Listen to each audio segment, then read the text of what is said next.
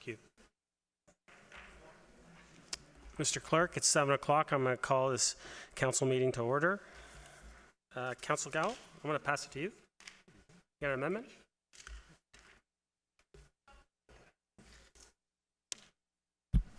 Yes, Mr. Mayor, I'd ask that the rules of procedure be waived to allow motion regarding the Aurora Soccer Club flying a drone over Highland Park to be added to the agenda, please. Seconder, Councillor Humphreys. Council, before I ask for any comments or questions, we need 2/3 on this one. Are there any comments or questions? Councillor Gardner. Thank you, Mr. Mayor. We usually do this when there's a time-sensitive issue. So I'm assuming from Councillor Gallo that this is very time-sensitive. Councillor Gallo? It is, as they are gearing up for their season, and I thought, as opposed to waiting for the next cycle, it's a pretty administrative thing that's being requested, so I thought I'd bring it up to council tonight. Thank you. Seeing no other comments or questions, call the vote using your tabulators, everyone.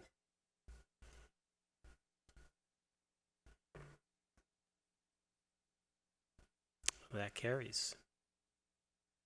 So now back to the approval of the agenda and the main motion as amended. Get someone to put that on the floor. Councillor Humphreys, seconded by Councillor Thompson. Comments or questions? Seeing none. All those in favor? Tabulators, please.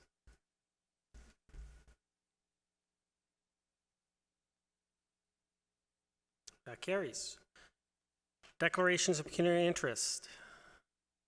Seeing none. Community presentations.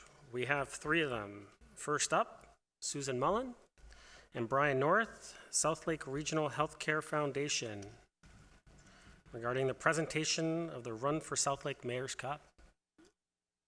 Mr. North. Good evening, Mr. Mayor, Aurora councillors and staff. My name is Brian North, and I'm here on behalf of the Run for Southlake Committee along with Susan Mullen, President and CEO of the Southlake Foundation, and Aaron Rogers, sitting back here behind me, Special Events Officer for the Southlake Regional Healthcare Centre and the true organizer and coordinator of the event. On February 26th, I stood before you and challenged you to participate in the Run for Southlake and bring the Mayor's Challenge Cup back to Aurora. I'm truly thrilled that you accepted the challenge, and as a resident of Aurora, I'm particularly proud to congratulate all the council members, town employees, and residents that supported the event, succeeding in winning the 2019 award.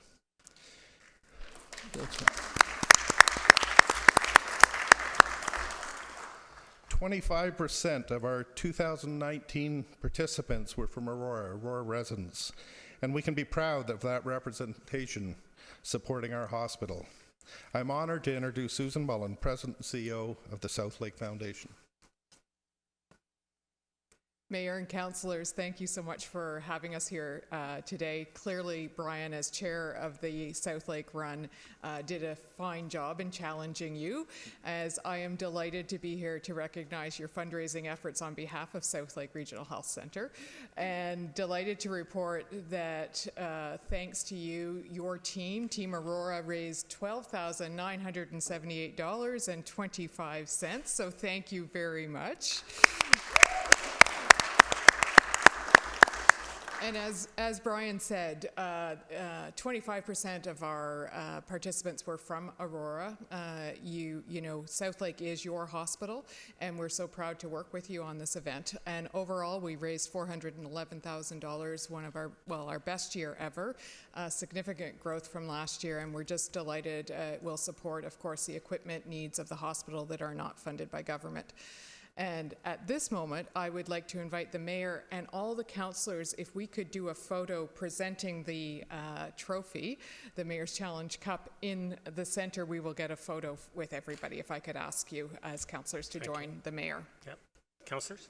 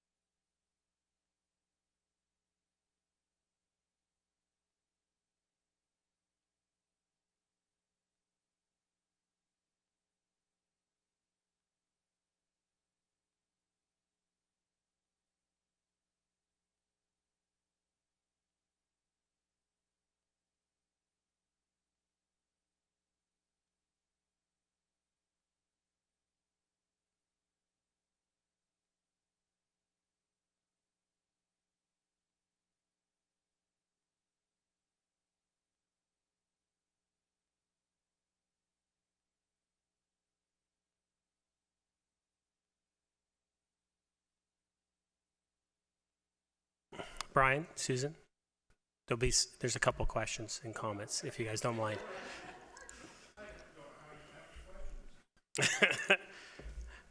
Councillor Thompson?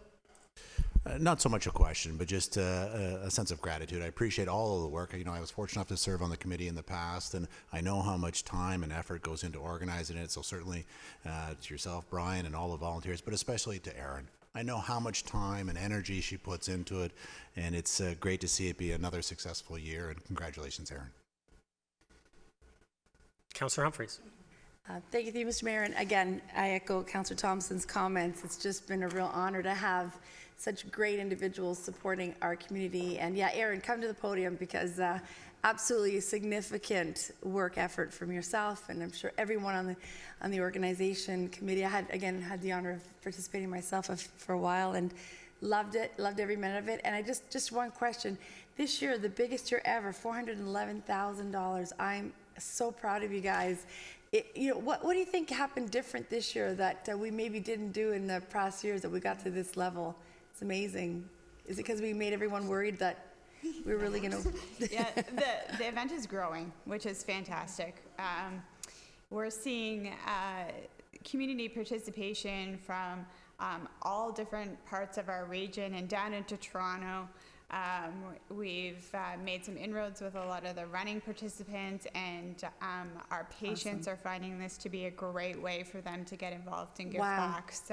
So yeah, our hospital staff too, we've seen significant growth with the number of staff that participate in the event, and when your numbers grow, your sponsorship money grows as well, because we've got a great audience in it, and our sponsors are proud to be a part of the event. So. Wow, great. Thank you so much. Again, so excited, so proud of the hospital, and proud of Team Aurora. So thank you very much.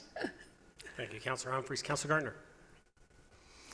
Thank you. I wasn't able to participate. Can I see who at this table did? Hands, please. You mean actually ran, or do you mean just Yeah. actually We ran? helped raise money. Well, help raise money? I think it was pretty much everyone here and staff. Thank you. Thank you so much. Mr. North, I saw Mr. North at Nature's Emporium trying to drum up support. So I don't know how many other places he went, but thank you. Thank you, Councillor Gardner. Councillor Kim? Thank you. I just wanted to thank you all for the great work that you guys did this year and have done in past runs. And my question was similar as well to Councillor Humphreys, in that what was the secret sauce that brought it over the 400,000 bar?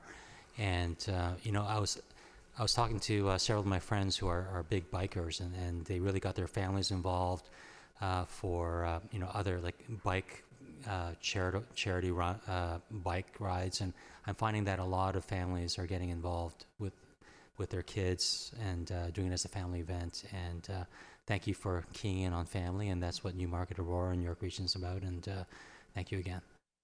And Erin smiled when I said it, but Aurora stepped up. That's one of the reasons our funds are up. Yeah. Thank you for stepping up. Thank you, Councillor Kim. Councillor Gilliland? Thank you, Mr. Mayor. Thank you so much for challenging Aurora to step up to the plate. We did it. Yeah, I'm so happy that we won that cup, and I'm proud of everybody around council, the mayor's staff, and everybody, and all their hard work and fundraising, and of course you guys, and putting this together, and all the hard work behind it. This is my second run for 5K, so this is very inspirational for me. I'm so proud of myself, and I got my daughter involved, and she's like, "Mom, I'm going to be your cheerleader." And she had never done a run before, and it was really inspirational experience for both of us. And I know this is not going to be the last one for us. So thank you very much. Thank you, councillors, and thank you very much for everything. As you said, Southlake is our hospital, and I think everyone needs to realize that it is our hospital, and we need to do whatever we can to ensure that we provide the best care for our residents of our community.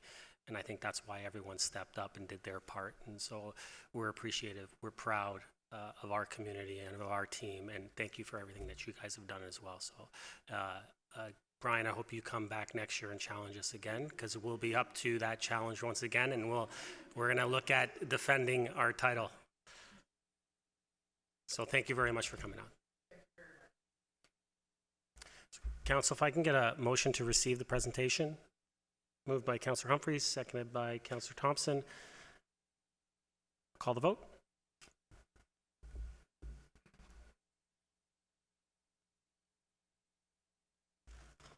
That carries.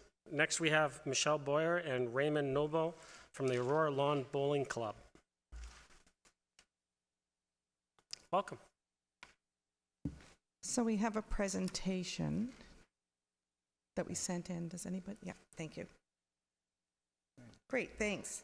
So thanks everybody for your time today. We're going to take the next few moments to tell you a little bit about the history of the Lawn Bowling Club in Aurora, where we are today, and what we're doing to promote the sport in the town of Aurora. So Ray, over to you. Okay.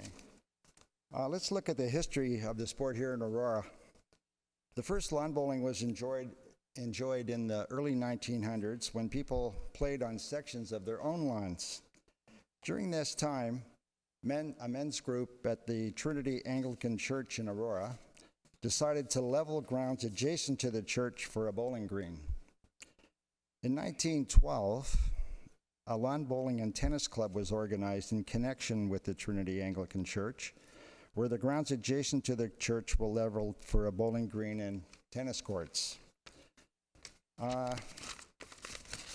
Excuse me. In 1933, the club got a section of McMahon Park for the creation of a full-size bowling green. A clubhouse was needed, so an old log cabin was acquired near Pefferlaw and was brought to the park, where it was assembled and used as the clubhouse for many years. Here we see the first clubhouse on the left-hand side.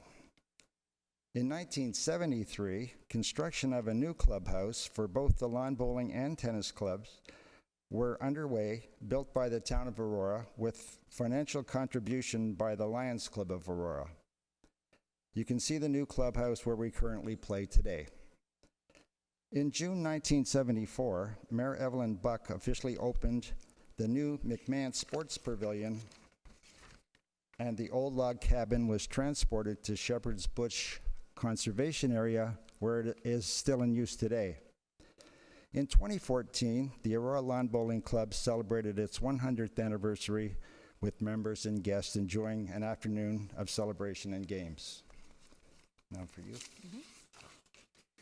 And so, this year, we're 105 years old. And in fact, on May the 14th, we celebrated with cake and friends and had a great time at the club.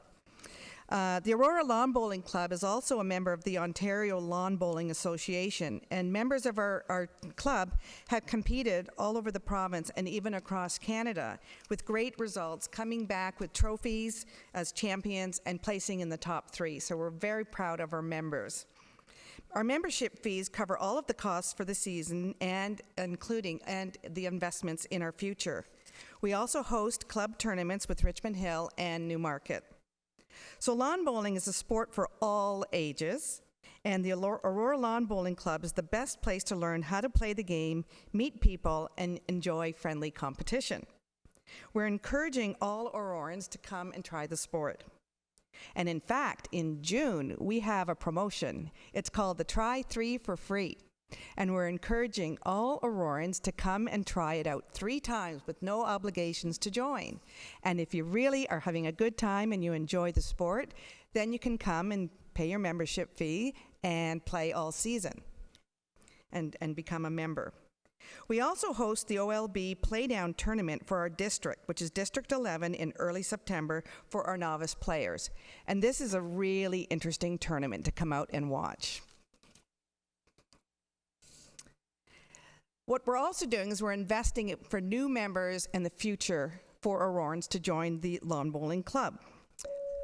So this year, we joined the Chamber of Commerce. We're participating in the Street Festival. We're hosting an After 5 social event on July the 9th.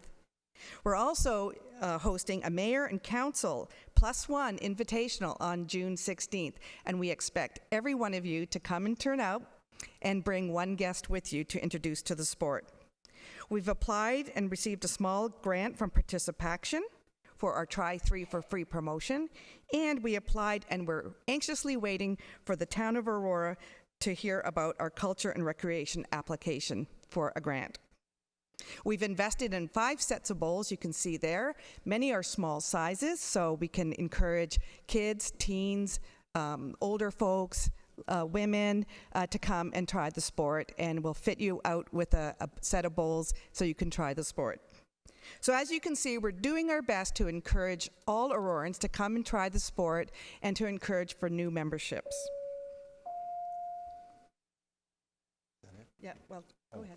Okay. So now we want to talk about our award recipient. Jeff Walker, do you want to come up?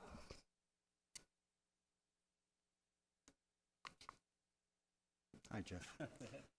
Jeff Walker is the treasurer of our club. He moved to Aurora in 2003. He's volunteered with the club since 2008.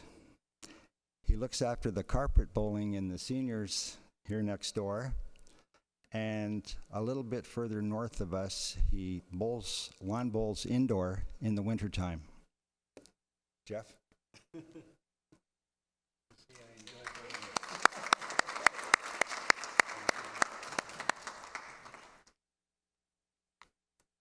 Mic's not on. So at this time, council, if we can all go back into the middle there and we'll present Jeff with his certificate and his pen.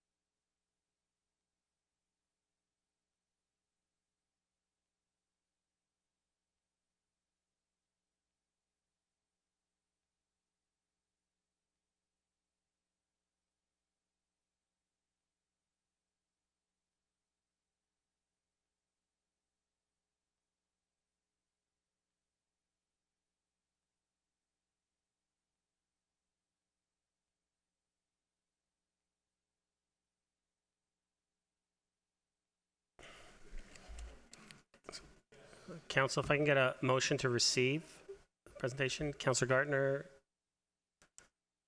Councillor Humphreys, Councillor Gilliland. Comments, question? Yes, for the presenters. Yep. Actually, Michelle and Ray, if you could come back up for a sec. You might get a couple of questions, or they might be comments, but there might be a question in there.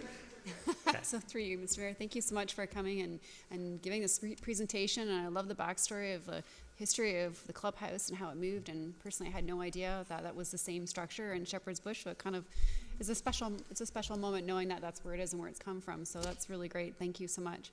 My question was, and it was a couple things, the June 16th challenge for council to come and invite somebody to come. And I'm really excited about that. Could you let us know what the time of day that was? Right? I think it was a 1 p.m. start. 1 p.m. Perfect. And the free trial for free, which is an exciting new thing that you're offering, is it specific? For the month of June? For the month of June, but is it specific times of day that people come? Yes, well, we usually play Sunday afternoons, Monday evenings, Wednesday mornings, and Thursday evenings. Is it for all ages to come out and try? Is it specific? Well, it's a game you can play from 8 to 80. 8 to 80? Yes. In fact, I just had a lady out, she was 92, and she wanted to try it. I love it. And is the idea of the different balls, is it the lighter the there's ball for different the sizes. younger, or is it a skill level? There's a junior set. Okay, Yeah, so we so have one junior set, so That's for kids. we would like to invest in more bowls. Perfect. And one final question, if I may. Counselor? As far as your leagues, do you have leagues for different age groups, or is it just kind of come and play? Just come and play, yes. Perfect. And we'll teach you the game. There is a learning curve to go through. Sounds great. Thank you so much for coming. Okay. Thank you. Councillor Gardner. Thank you. Did you say you moved to McMahon Park in 1914? I'm sorry, what was she saying? When did we move to McMahon? Oh, and McMahon was 1974. 1974. Yes. Following on Rachel Gilliland's questions, which were mine, I have to say to anybody listening, it's a lot harder than it looks. It is not boring. It is a lot of fun. So hopefully you'll get a big response for June. I do have one history lesson for you, quick. In 1588, Sir Francis Drake was playing a game of bowls, and the Spanish Armada were spotted in the English Channel. He said, we'll finish the game and then take to the ships. Thank you. Councillor Gardner? Councillor Humphreys. Thank you, Mr. Mayor. Again, thank you. My questions were very similar. So 1 o'clock, the information about Try 3 for free, if you could send us some of those details, and then we'll send it on social media and communicate it out as much as possible, because that's going to be great in terms of getting the word out there. So if you have anything via email or... We've actually got a Facebook group for the Aurora Bowls, and Perfect. we're on the Aurora Community Connection. Okay. And we promote it on Our Town. So basically, you come whenever we play. Perfect. Right, so come out, and one of the senior members, they'll give you a little lesson in terms of how to throw a bowl, or just fill out the form on our website. Ray gets the emails, and if you can't make it out on one of the nights, he'll arrange for a time to come out when it's convenient for you, and he'll give you a private lesson or a little group lesson for people who show up. So the first one is more of a lesson. Sure. The second will be a little bit of gameplay, and if you're comfortable, then you can just join a practice. Perfect. And then the third time out, you can actually come and join the members for a full game. Awesome. I really love the fact that you have all ages playing together. I think that's so important, because it's about integration, right? And young seniors, all ages together is so important. So I'm really excited. It's my grandson's birthday, but maybe I'll bring him out there for Try the Junior set, right? So he's actually turning 8, so he's perfect.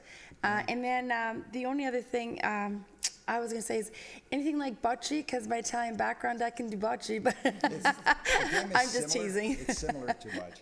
Yeah, no, it looks fantastic, and I'm sorry I missed your celebrations previously, but I really hope to join you guys on the 16th. Thanks for coming in. Okay, thank you. Thank you. And you know what? Thank you for the Aurora Lawn Bowling Club for providing, a service to our residents in our community. We really appreciate what you guys do. And as Councillor Humphreys mentioned, to all ages. So it's incredible. And also to Mr. Walker, thank you very much for what you do and what you've done, not only for the Lawn Bowling Club, but for our community. We thank you. So thank you very much, and congratulations again. Super. Thank you. Thank you very much. Thanks again for having us. Yeah. So council, I'll call the vote.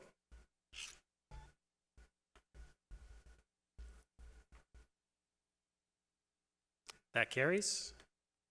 So next we have Mr. Forsey from the Aurora Sports Hall of Fame in regards to the inductees for 2019. Mr. Forsey, welcome.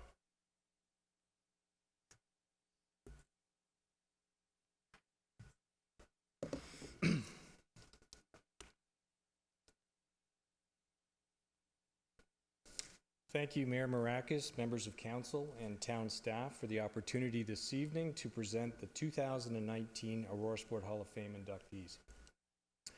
Before I begin, I would like to express some quick thank yous to those who have been instrumental in allowing me, as chair of the induction committee, to be able to bring forward this slate of inductees for the 7th annual induction ceremony. First of all, Dave Tom and the Aurora Sport Hall of Fame board for your continued leadership in this endeavor. Thank you. The induction committee members for your assistance in reviewing and then recommending to the board the successful candidates. And then finally, the selection panel. Now, while they remain anonymous, we are very appreciative of the many volunteer hours that they were spent scrutinizing the nominations that were put forward. In the contributor builder category, I am honored to present longtime Aurora resident Jim Clark, who's been a tireless volunteer for Golf Canada for over 35 years. Jim got his start in 1984 when he joined the Caddies and Juniors Committee for the Canadian Open and then began to take on a number of increasing roles, having now been the tournament chair 11 times. On a very local note, he is also serving as tournament chair for the 2019 Canadian Women's Open to be held this August at the Magna Golf Club. In the coach category, I'm honored to present Reg Chappell. Reg's contributions to swimming in Aurora have been numerous since he founded Duck Swimming in January 1993. It grew from being a very small club of 10 members to over 220 swimmers at its peak. Reg started coaching in 1962 in his hometown of Windsor, Ontario, and since then he has coached in many other Ontario cities as well as on the national stage as a coach of the 2012 Canadian Paralympic swimming team in London, England, as well as a coach at the 2016 Paralympic Games in Rio, Brazil. The Ontario Aquatic Hall of Fame is also recognizing Reg this year, having recently announced that they will be inducting him this coming September. We're very happy for him as well. In the athlete category, I'm honored to present gymnast Travis Romagnoli. At an early age, Travis became very active in a number of Aurora sports, including hockey, soccer, and swimming. However, at the age of 10, he was introduced to gymnastics and very quickly excelled. It was not long before he received recognition at each level of competition, local, provincial, national, and international.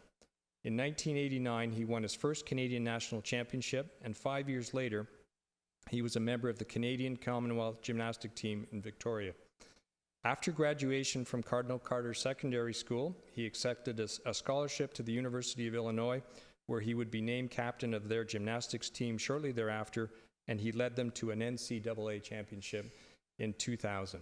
I spoke with him actually this afternoon. He's pretty happy about this as well.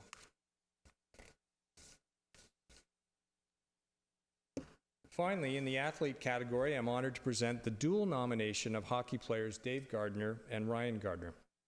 This is the first time the Aurora Sports Hall of Fame is recognizing a father-son duo. Dave was a standout junior player with the Toronto Marlboros of the OHA, and in 1970 became an 8th overall draft pick of the Montreal Canadiens.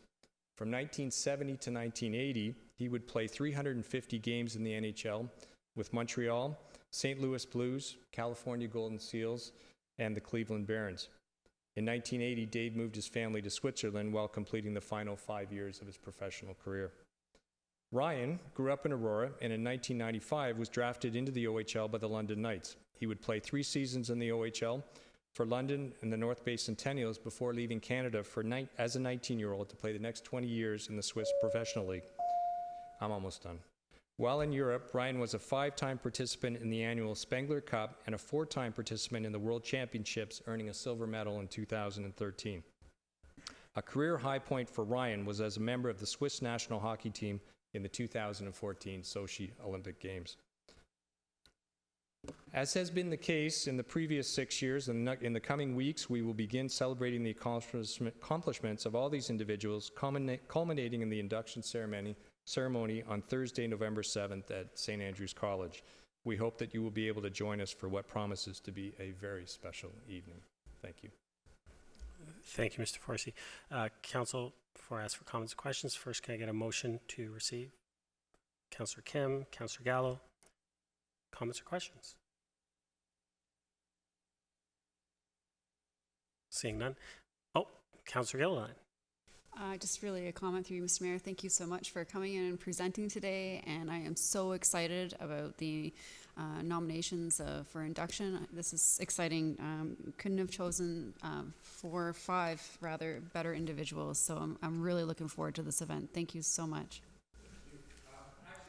If I may, the success of this event starts with the nominations, so I would ask all of you to spread the word. And if you can find local stories of people that have made a significant contribution or have been noteworthy in the success that they've had in their athletic endeavors, I mean, please nominate them, because that's where it all begins right there. So. Thank you. Beautiful. Thank you so much. Thank you, Councillor. Councillor Thompson. Thank you, Stephen, for being here. Certainly agree with you. It's certainly a wonderful event. Just perhaps maybe you can just elaborate on if those who want to attend, how they can go about doing that. I believe tickets will go on sale shortly for the event at St. Andrews. We're counting on you and many other councils to each buy a table, so that'll help with the event. So please do so. I don't think we have any words yet on exactly when the information is available. We can let you know. Please do. Please refer back to our website, frequently. So. Great. Thank you. Thank you. Thank you, Councillor Thompson. Not seeing any other. Stephen, thank you very much for coming. There's when you look at who's being inducted this year, it stands to mention that Aurora's not just hockey. I know we have hockey in there, athletes, father son, but we have golf, we have gymnastics, we have swimming. The talent in our town is incredible, and it's showing every year through the Sports Hall of Fame and the induction ceremony that we have every year. So you guys do a tremendous job. We appreciate everything that you guys do. Thank you again for coming and for inducting some well-deserved athletes from our community. So we're all looking forward to that November 7th date. November 7th, yeah. It's going to be a fabulous night, as it always is. So thank you very much for coming this evening. Thank you. Council, I'll call the vote.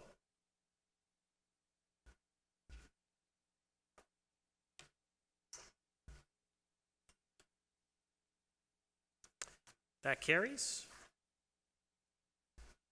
Council, we have one delegation. Ms. Sandra Sangster, representing Regency Acres Ratepayers Association, Aurora Heights Ratepayers Association, Town Park Area Residents Ratepayers Association. In regards to Councilor Gartner's motion, Stable Neighborhood Study Methodology.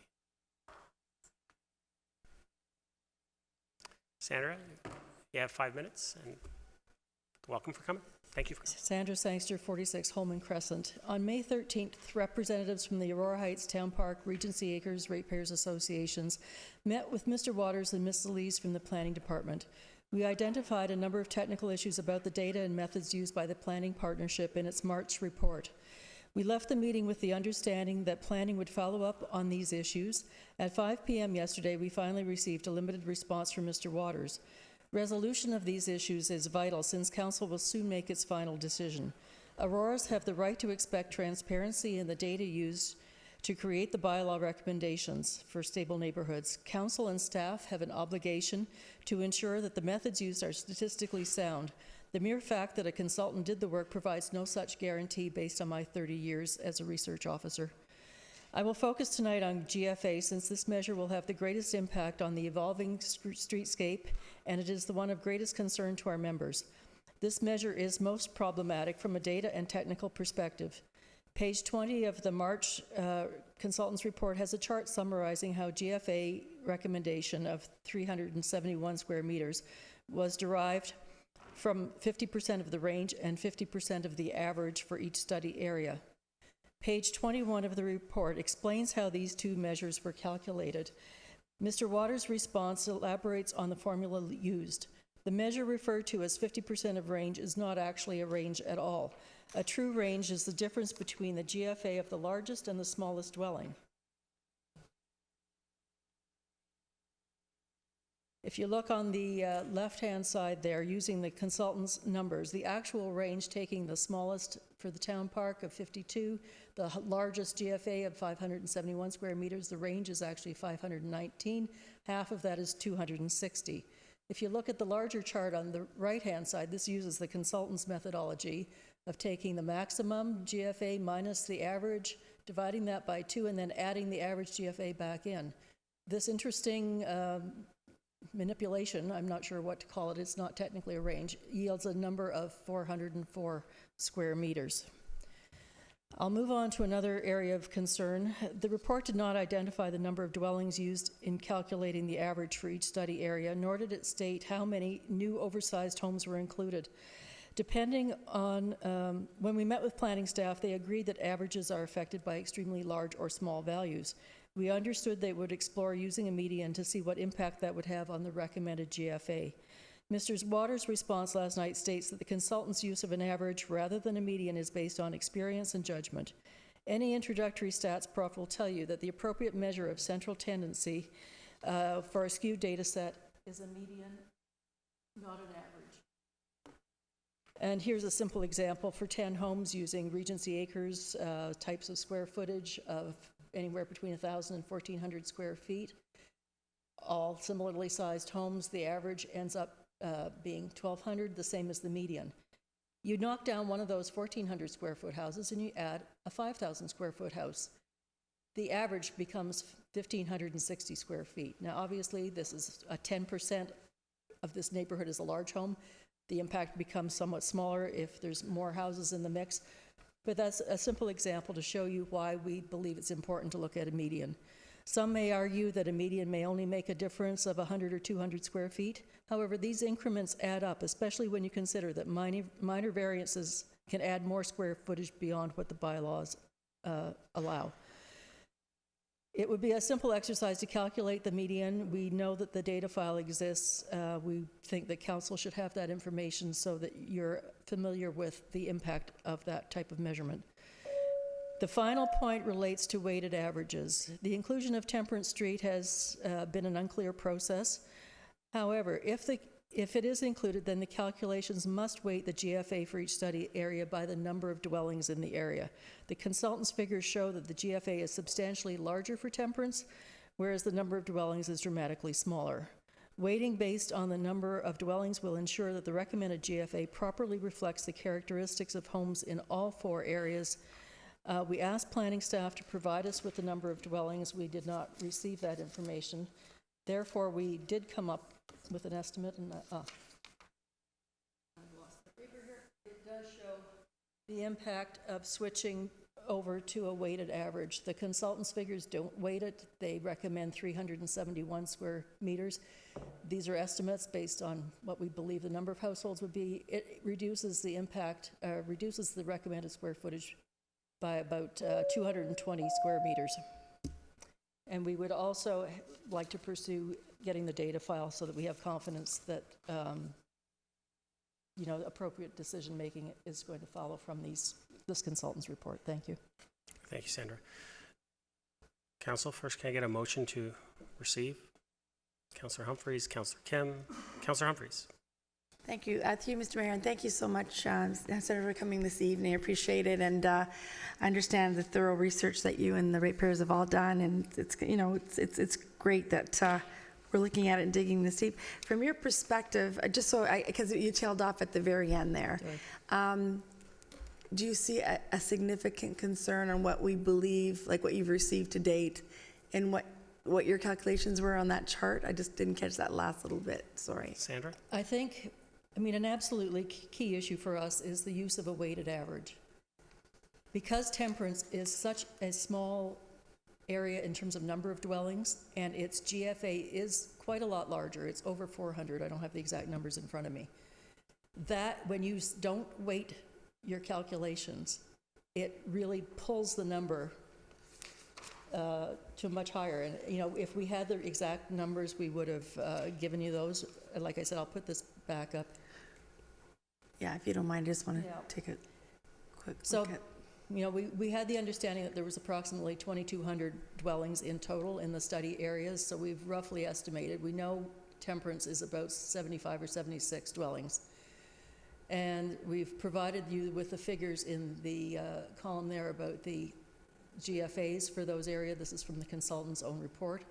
So, not weighting it, that middle section shows you come up with 371 square meters, just under 4,000 square feet. Using our approximation based on what we think the number of dwellings in each area may be, you end up with a reduced recommendation for GFA of approximately 351, recognizing these are not exact numbers because we didn't have, or approximately 3,774 square feet. So I think just from a statistical point of view, it is not reasonable to us to allow the smallest neighborhood with the largest GFA to have an undue impact on the decisions that are made for all 4 areas. We believe that it is important that the figure that's come up with is a reasonable representation of what exists across all 4 areas. So, this is it does reduce it a bit, but that keeps it more in keeping, a more balanced approach in relation to the other 3 areas. Okay, great. Thank you. Thanks so much. Thank you, Councillor Humphreys. Councillor Gardner. Thank you very much. You also had another chart there. I believe you showed the town park area, and it was using the average and the mean. Sandra? Not sure this is the one you're thinking of. It's just the issue about using a median versus an average.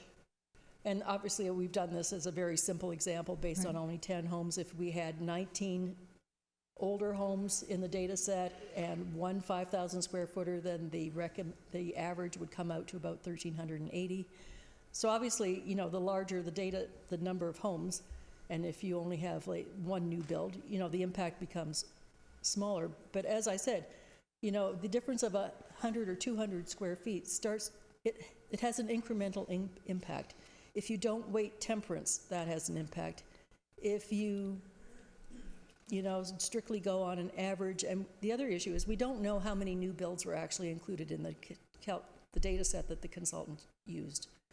So therefore, we don't know how many of those, I'll use a statistical term, outliers, are being averaged in to the average that's being used as the basis for the GFA calculations. What we're asking for is some basic transparency and answers to some questions. How many new builds were included in each area? What was their size? What would the impact have been if the consultant or planning recalculated using a median? I think this is information that council ideally should have to help inform the decision-making process. I think that's kind of how we're kind of feeling it at this point. Thank you. And the use of the word skewed, I think, well, I shouldn't tell you what you think, but are you thinking that in the context where you have some very large homes, well, that's what this little chart shows you. When you just change one home in your calculation there, the median stays the same, because that's a measure of the size of the home that's sort of halfway. It's bigger than half of them and it's smaller than the other half. But once you start putting in something that's much, much bigger, which we're now living with that in these neighborhoods of, say, 4,500 or 5,000 square feet, you then compute the numeric average and you see the impact that one house has. Now, as I said, if it was 20 houses, 19 small ones, one big one, the impact is a bit less and a bit less as you proceed. But there is still an impact. And this is where I think, in fairness, council needs to be aware of what kind of impact that has before it makes a final decision. Thank you. Thank you, Councillor Gardner. Any other comments or questions? Seeing none, thank you very much. Council, call the vote.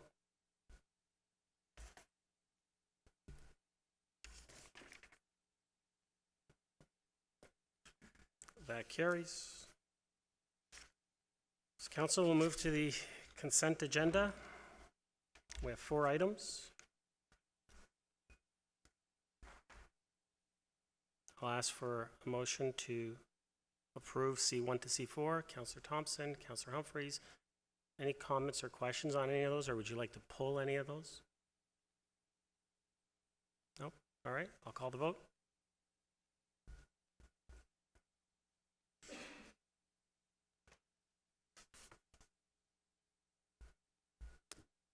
That carries. Standing committee reports. Anybody want to pull anything on that? So we had a motion to approve. Councillor Humphreys, seconded by Councillor Thompson. Call the vote.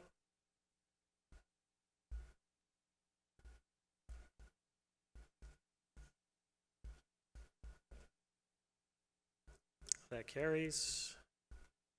To the regular agenda. R1. We have a motion to receive for information. Councillor Humphreys, Councillor Gilliland, comments or questions on this item? Seeing none, call the vote.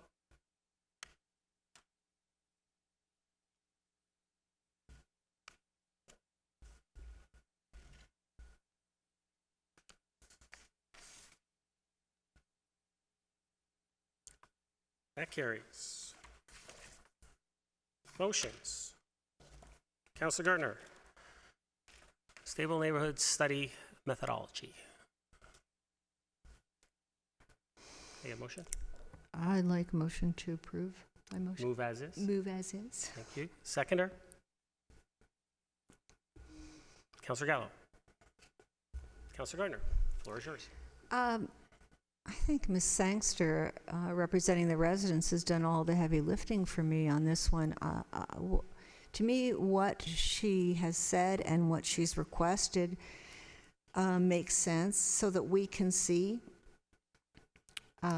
first of all, the difference that average and mean have in the calculations. Also, the weighting of temperance, that just makes perfect sense to me. It's such a small area and is giving equal weight to the others. I'd like to know how many homes were used and, the largest home calculations, because that does make a difference to the data. And I think these are all reasonable asks. I know there was a question of FOI, but the residents are not asking to have people's names or addresses. They just want to know, they don't want any personal information, but it would be, say, Temperance Street, number of houses, information. And I'm pretty sure we have the data file. Certainly the consultant would have it at his fingertips, and it would be easy to take away the personal information.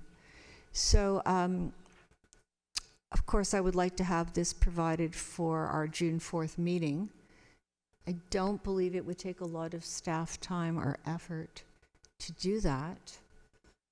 We may not have it come out on the Friday when we get our agendas, but even if we had it by the Monday, I think that would help council.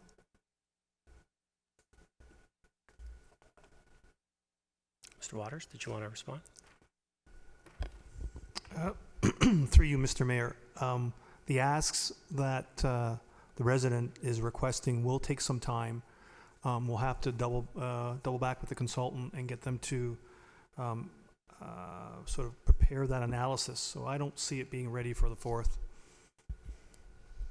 Councillor Gardner?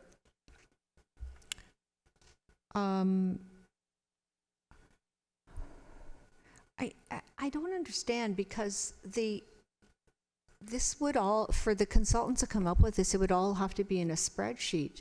And I would have thought that it would be provided to planning staff. And I mean, the data's there, blacking out personal information. I mean, I'm hoping it can be ready for the 4th. I would ask Mr. Waters to do his best. It's, we're not asking the consultant to give us any extra information. We're just asking them to really tell us how the calculations were done and what difference it would make if we had average, mean, and a different weighting for temperance. And I think all of those requests from the residents, they just make sense to me. I took stats at university. It's complicated. But the principles that we're talking about are very clear. Thank you. Thank you, Councillor Gardner. Councillor Gallo. Thank you, Mr. Mayor. Through to Mr. Waters, I was at that meeting with the residents, at least for the first part of it. And it was my understanding that the information was, through you, Mr. Mayor, was given to the consultant by our staff. We gathered it and gave it to them. I also understand there's possibly some information that is private in terms of names associated to addresses. The residents I don't believe are asking for that, and there wouldn't be any value in that anyway. So I'm having a tough time understanding how we can't release the same information that we gave the consultants. And please correct me if I'm mistaken on that. That's what I thought I heard at that meeting. Mr. Waters? Through you, Mr. Mayor, in consultation with the town clerk, the advice we got was that it would be an FOI request, and the information that would be sent to the residents would have that personal information blacked out, but it's the process of releasing the information that triggers an FOI, is my understanding. Councilor Gallo? First, I wanted to establish whether it's our information that we supplied to the consultant. Mr. Waters? Through you, Mr. Mayor, the data file that was sent to the consultant is, how do I put this? They're working for us, so we can release that information. That type of information, my understanding is that there's a third-party agreement required regarding licensing, because we do get the data from an outside source. So I think that's, so because the consultant is working for us, we can release the data to them. Councilor Gallo?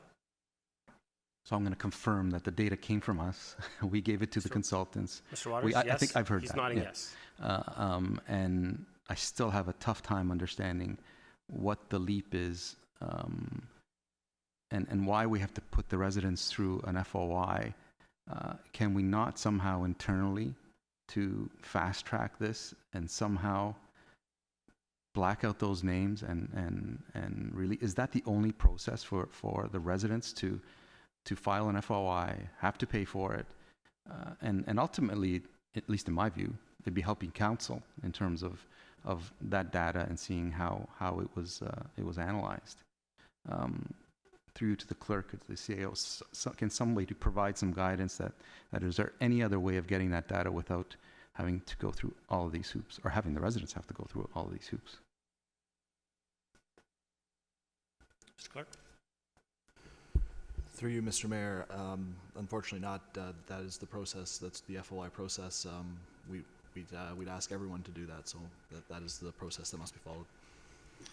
Councilor Gallo? Through you, did the consultants, did they go through an FOI process to get that information? I believe Mr. Waters said because they're third party, that the town's allowed to release that information to them because they sign a third party agreement. Mr. Waters, I think that's what you said. Through you, Mr. Mayor, I wasn't here when the information was released to the consultant, but my previous experience has been that because the consultant is working for the town or the municipality, that information can be sent to them. Councilor Gallo? So the answer is they didn't. They didn't, for whatever reason, they didn't. And I think I see a resolution from council before me. I can't imagine we don't trump that process, that we can't put a resolution forward in order to get that information. I just can't imagine that can't be the case. If this motion moves forward, Mr. Mayor, through you to the clerk, would we be releasing that information? Mr. Clerk? Through you, Mr. Mayor, no, we would not. I find that amazing. I find that simply amazing. Councilor Thompson? Just a couple points for clarification. The motion before us asked for the consultant to prepare a report, so through you to Mr. Waters. Mr. Waters, is it absolutely necessary to get the consultant to do it, or can staff do it? And secondly, if the consultants have to prepare the report, is there a cost associated with it? Through you, Mr. Mayor, I have requested the consultant prepare a 2-page summary of the methodology that was used to determine the outcomes, the recommendations, and that'll be simplified. It will not have the data set attached to it, but it will include the formulas that were used by the consultant to determine the results, the recommendations that are before you on June 4th. And would there be a cost associated with doing that? Through you, Mr. Mayor, no, there would not. Okay, thank you. Councilor Kim for the first time. Thank you, Mr. Mayor. I'm just wondering whether I'm missing something here, because in terms of FOI and privacy breaches, I mean, we're just looking at methodology in terms of how we came to this GFA, and the resident has made a very good claim as to why, you know, we need to be consistent with the methodology. You know, there's some people out there in the community that may, you know, whether you're for stable neighborhoods or not, they may have had a preconstrued number in mind. But if council and if town staff are going to go with some kind of methodology to come up with a number, we have to disclose what that methodology is.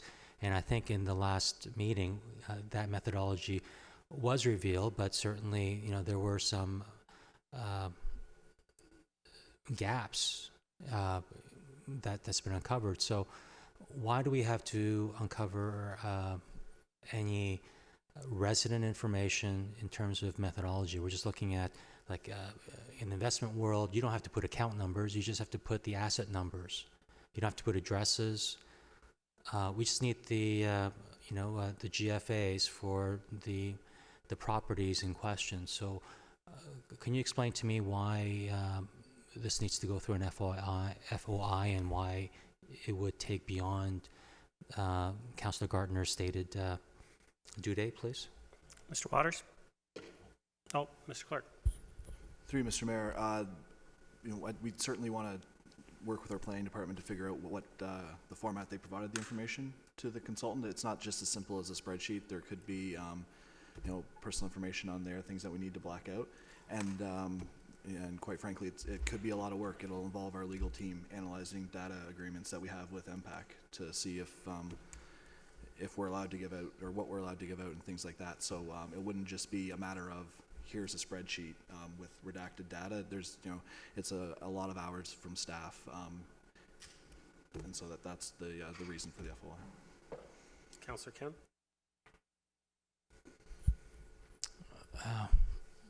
Thank you, Mr. Clerk. I'm still at a loss as to, I'm sure even if it's not,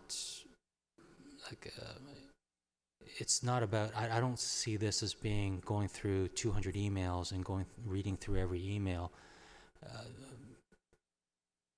I'm not sure what form the information came in, but I can't imagine it didn't come through email, because we have property information in our property database. So I'm at a loss as to why it would still take that long, and why it would go through an FOI, but I'll like to listen in on more of the comments. Thank you. Thank you, Councillor Kim. Councillor Humphreys for the first time. Thank you, Mr. Mayor.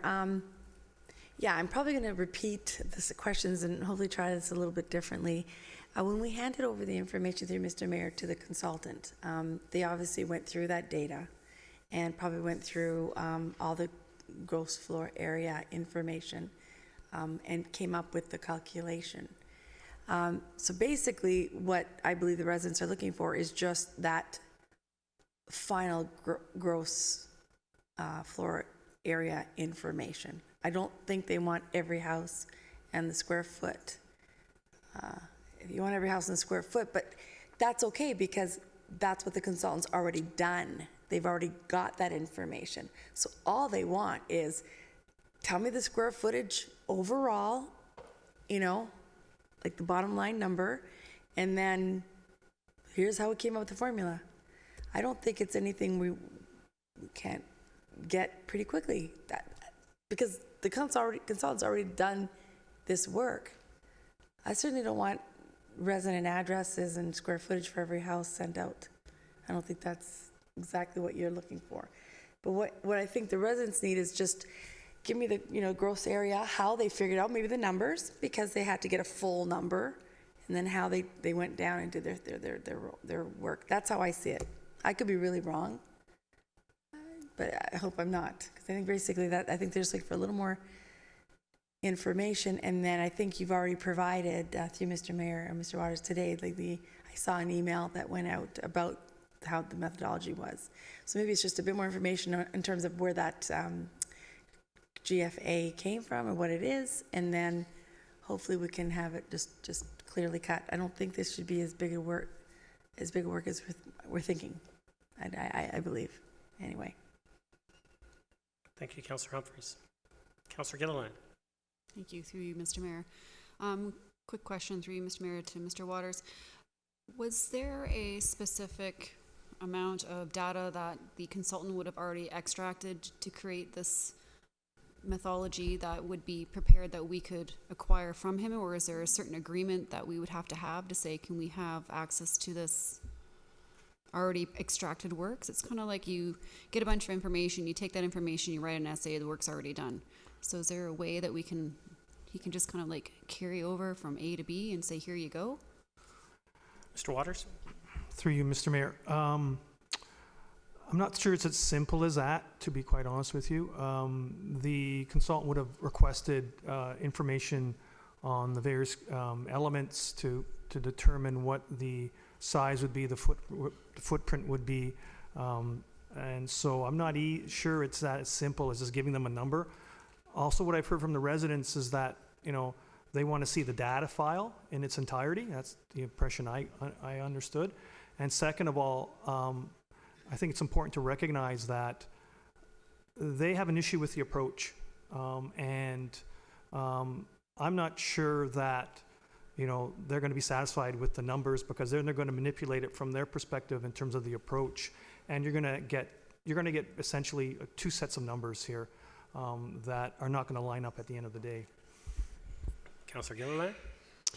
I appreciate what you're saying, and I get what you're saying, but as far as what I understood from the residents, they were really looking just for, kind of like the clerk was saying about just that list of square footage from, property 1 to property 100, just a list of just the square footage, and then just take that data and kind of run kind of methodology in that sense. But is that information not readily available to them? Mr. Waters. Through you, Mr. Mayor. What I understand is that information would have to be compiled and released, and the process to do that would be an FOI request. Councillor Gilliland. And the consultant would not have already had that information, who cannot just take that same extracted number? I'm just really trying to understand I just feel like the work's already been done from that, because they would have needed that house 1 to house 100. They would need that information to come to the determination. So I just don't understand why that information wouldn't be readily available. Through you, Mr. Mayor. If the request is, we want, the gross numbers by the 4 areas, we can try to achieve that for the residents. However, if they're looking for individual data sets, like individual addresses, or sort of not addresses, but the information by property, less the, any personal information that's there, that's going to require an FOI request. Councillor Gilliland. Would the same outcome, like the information that was emailed, because I know there was an email that kind of was sent out a couple days ago or yesterday, and that was the total average, but it wasn't a total number of the entire gross floor area of the community. Is that correct? Mr. Waters. I'm just trying to recall. I believe those were sort of gross numbers, if I recall. Through Mr. Mayor, they were gross numbers. Councillor Gilliland. Question quickly: would they be able to acquire this methodology through a gross number in its entirety, based on what we have on file? Mr. Waters. Through you, Mr. Mayor. I'm not sure it's as simple as just handing over a data set. It really comes down to the methodology used and the formula used. So what you're going to get, like I said, is essentially 2 sets of numbers. I think it's important to recognize that, the numbers that are being provided by the consultant, they're a planning consultant. They've done this work in the past.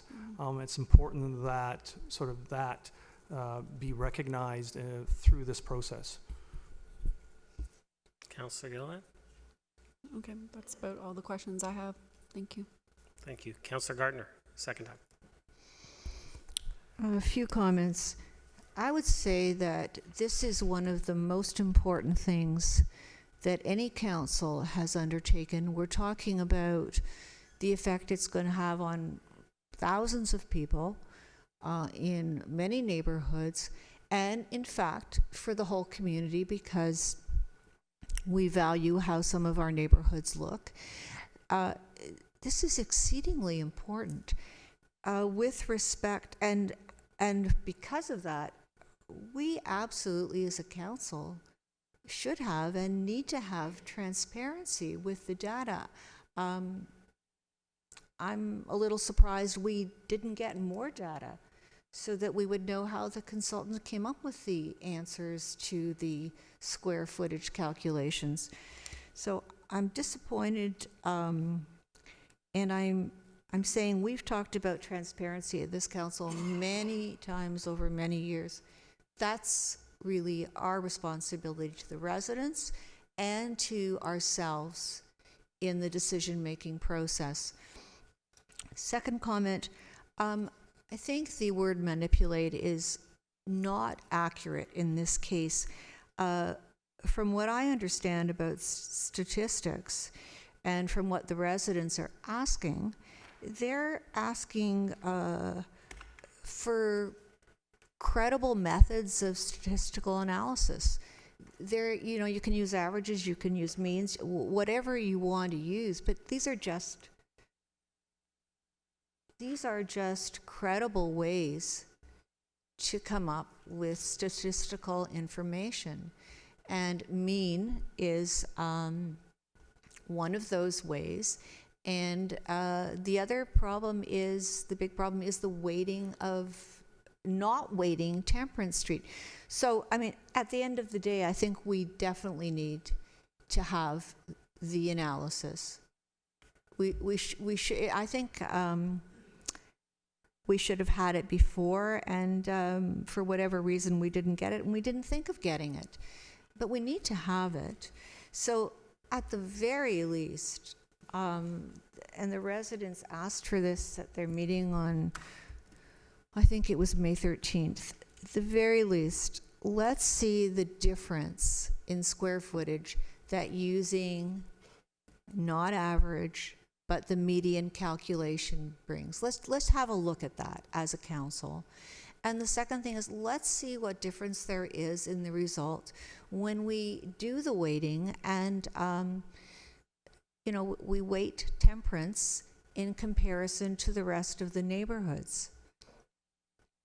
So with respect to my motion, FOIs and all the rest of it, I actually don't understand it either. Thank you, Councillor Kim.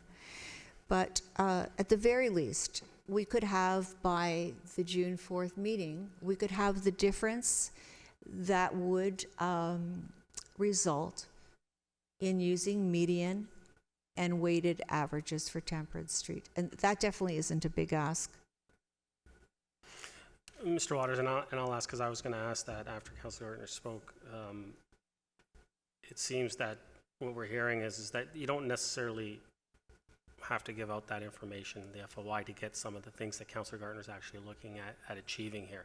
Is a result using the medium, or also the weighted system with Temperance, speaking specifically to Temperance. So can that be achieved by June 4th? Can we get those numbers and have that available for council and say, here's the difference?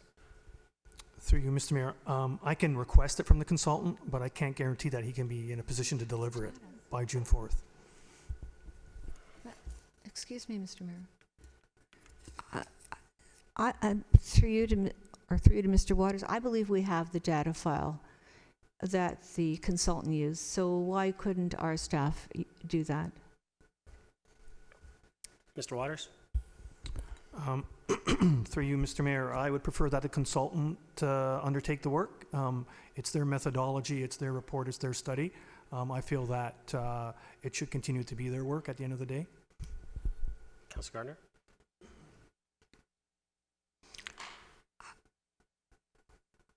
We have all of the information, we have all of the calculations. I don't particularly care who does the work.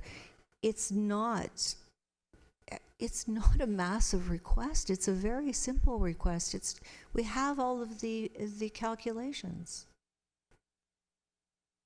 I mean, Mr. CAO, I know you were speaking to the planning director.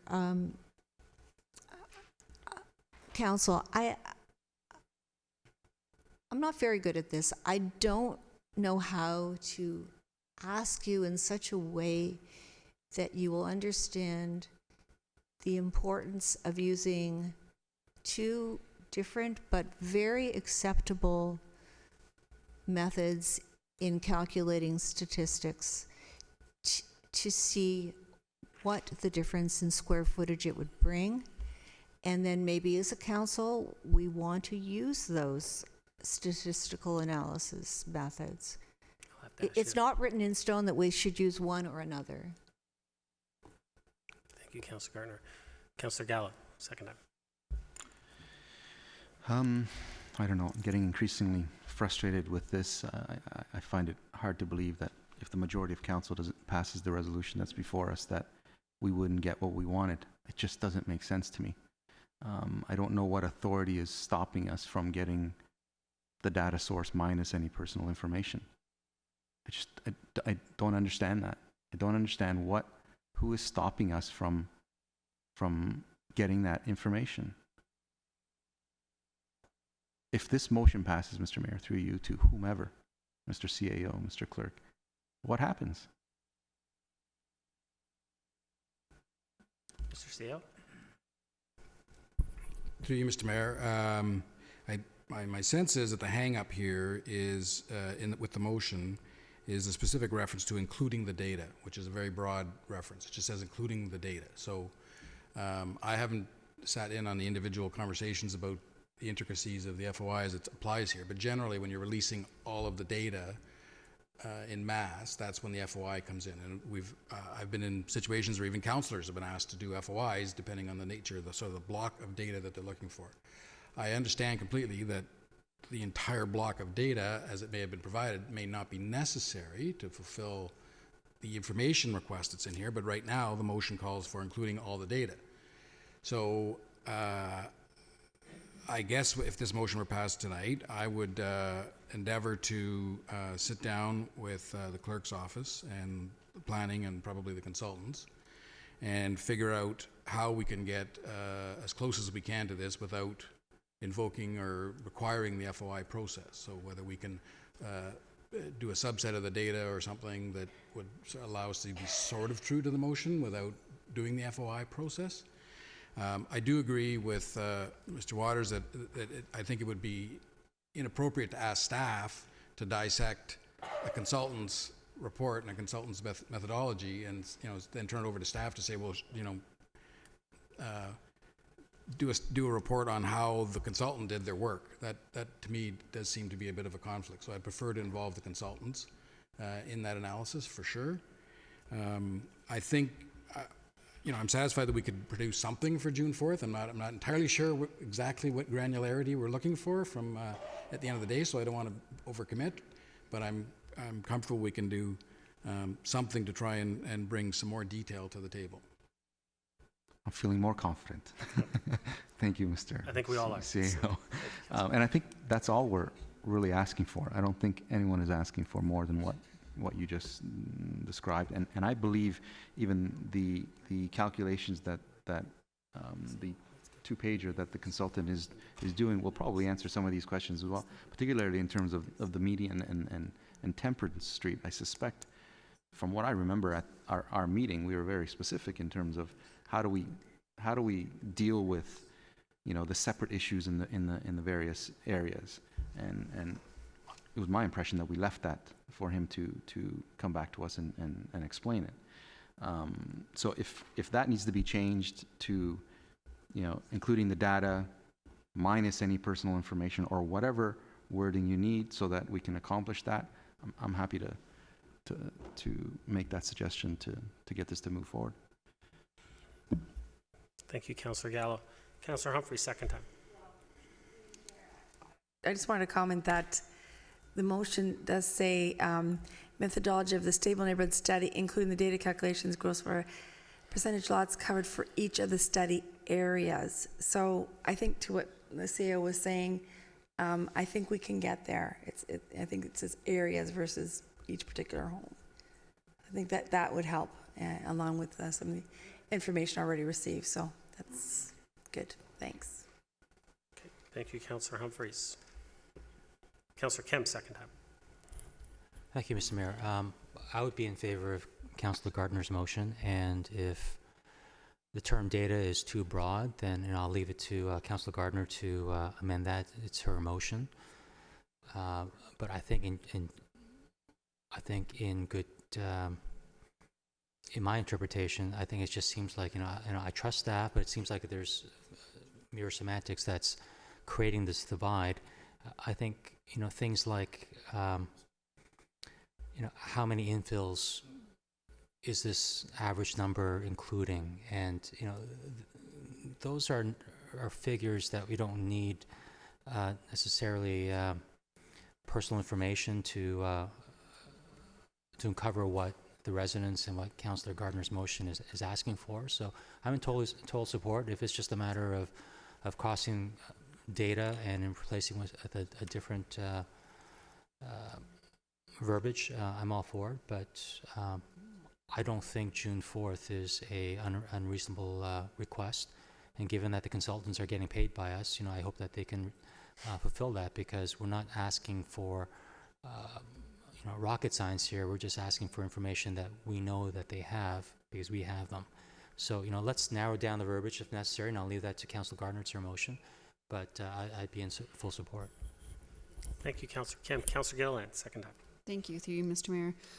Just some comments, I guess, about Ms. Gardner's motion.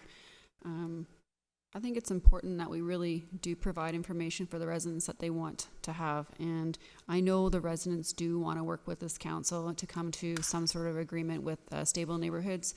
There's a lot of great things about this report that I know that they do like, but they want to feel confident in explaining what the numbers mean and how they got there. And so they feel comfortable with how the calculations have come to be. Not to suggest that, as Mr. Waters had said, that it might be exact just because of the methodology. I understand that. But this is important, and I really do feel it's the residents' rights to know and have transparency and know where this data has come from, so they have some comfort knowing that and have faith in what we're presenting. And so I would be in favor of this motion, and I look forward to hearing what the rest of council has to say. Thanks. Thank you, Councillor Gilliland. Councillor Thompson, second time. I would agree with the comments around the table. I think we all understand the intent behind the motion, and that I think we should encourage staff to do what they can in the time allotted to provide as much detail as possible without getting too hung up on some of the bigger issues. And then when the report comes, if it's not sufficient enough or doesn't drill down enough, then we can address it at that time. But let's at least get something to try and remedy it. And maybe, as Councillor Gallo said, maybe that 2-page report does satisfy it. If not, then we can always refer back to staff and ask for more information. Thank you, Councillor Thompson. Everyone's spoken twice. I'm just going to say, it's quite obvious. I think we all agree. I think the problem that we're having here is we're staring at this, and it's a bit of a wordsmithing issue right now at this point. We all want to get this information. We all want to find out the full methodology. And so, Councillor Gardner, I'm not sure if you are going to, but you have a third time to speak, so I'll pass it to you. And if you want to do anything there, that will probably make everyone at the table comfortable and moving this forward. Mr. CEO has a suggestion, and there's also, I can see some writing on that piece of paper that is exactly what the residents would like for next week. So, why don't you read it? Mr. CEO, you have a suggestion?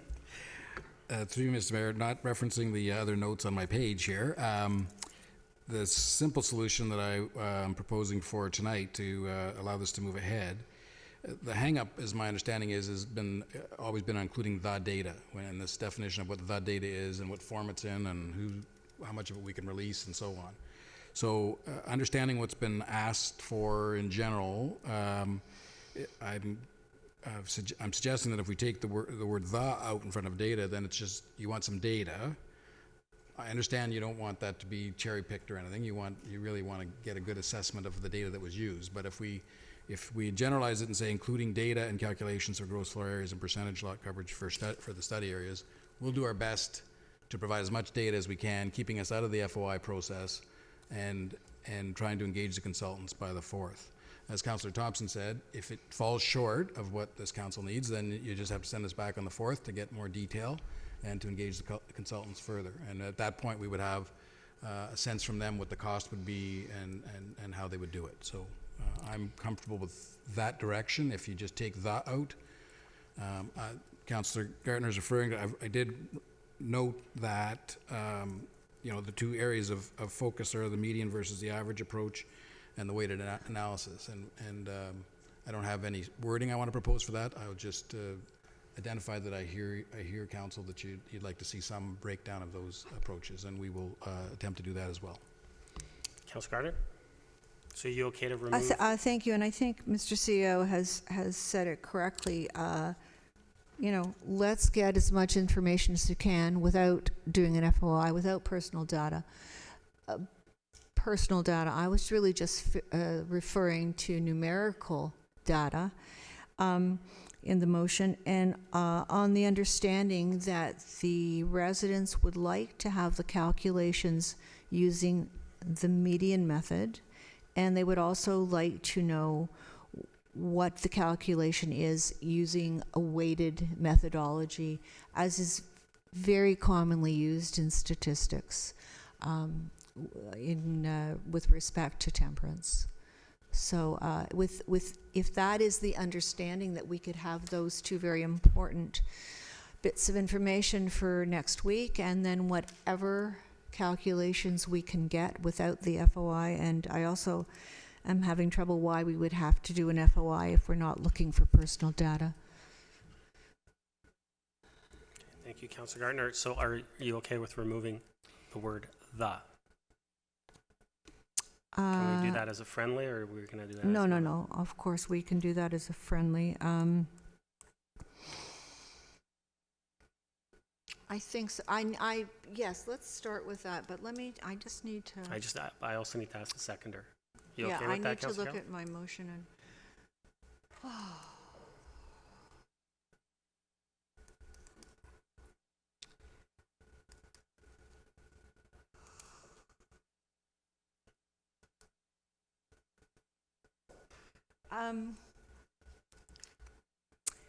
I think we do need to have in that information the number of new builds that were used and just the number of homes that were used. And it would be a very simple thing just to see what the largest square footage value was used for each neighborhood. That would just be the very top end of the calculations for all of the areas. Mr. CEO, can that be something that you'd look at, how extensive you can, as you worded it, how extensive you can give that report without having to do an FOI? See, Mr. Mayor, I'll look into it first thing tomorrow morning. I mean, this is a lot of different ways you're asking it to slice this for 3 days of preparation to get it right for council. Because if we show up here with something that's been rushed and is not accurate, then we'll get in trouble for that. So I'll do my best, but if I'm not confident that we have something that is presentable and is accurate, then we'll show up with what we've got on the 4th, and we'll ask council to give us more time if that's what we need. Councillor Carter? Even if we have it on the Monday, so that we can have a look at it. Mr. CEO, it's really, we are slicing it different ways, but we have all of the data to use at our fingertips. So, Mr. CEO? To you, Mr. Mayor, just to be clear, I have no problem with slicing the data all different ways. It's just basically an interest of time. It's only 3 days. We do have a process here. I don't want to have one report show up at noon on a Monday and we're signing it off and it's in your hands at 4 o'clock, and then Tuesday night we're in trouble. So that's all I want to avoid. Thank you, Mr. CEO. But I know council knows this to be true. We get all kinds of reports on a Monday, or even sometimes put on our plate on a Tuesday. So we'll trust that you'll do your best. I know you will. Thank you. Thank you. Councillor Gardner, I still need to know if Yes, you're that's okay with fine. removing Thank that. you. Thank you. Councillor Gallo, you're okay with that. So council, the first clause, there you go. It has just been changed. So the word "the" has been removed. So with no other comments or questions, I'll call the vote.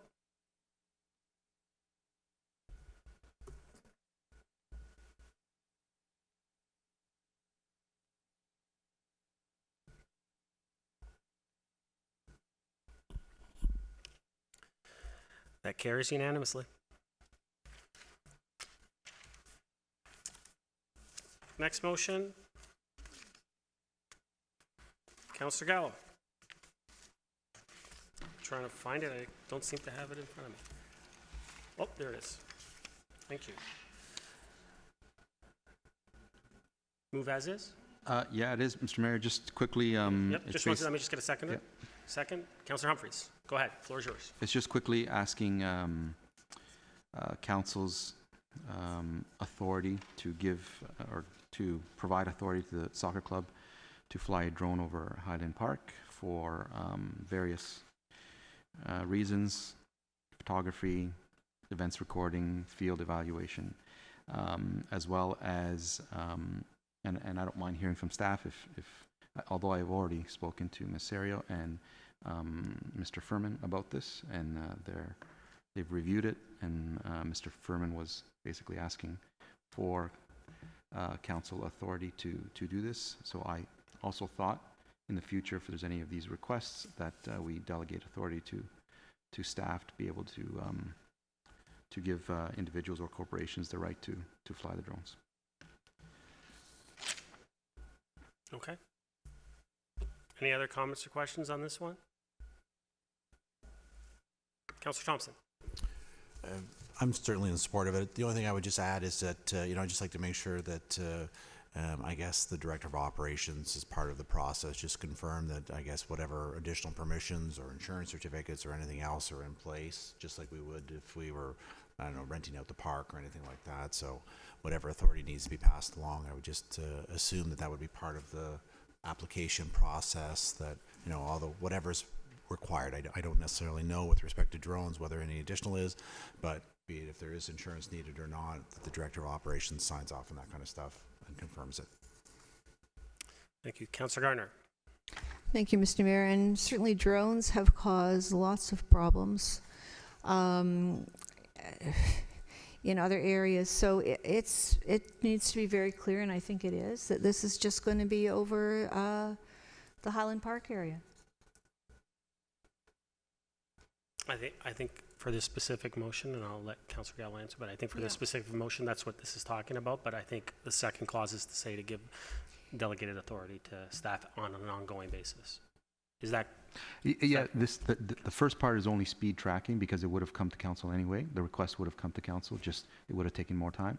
The second part is just efficiency in terms of if they come, let's let staff deal with it. In the normal process, they would have dealt with it regardless if it came to council.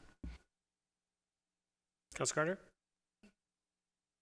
Thank you, Mr. Mayor. I do think it might be a good idea for us to form a policy on drones and what the appropriate use would be. I don't know what Ms. Van Leeuwen thinks about that, but drones have caused a lot of trouble. So it would be good as a municipality that we're very clear on what's acceptable and what's not.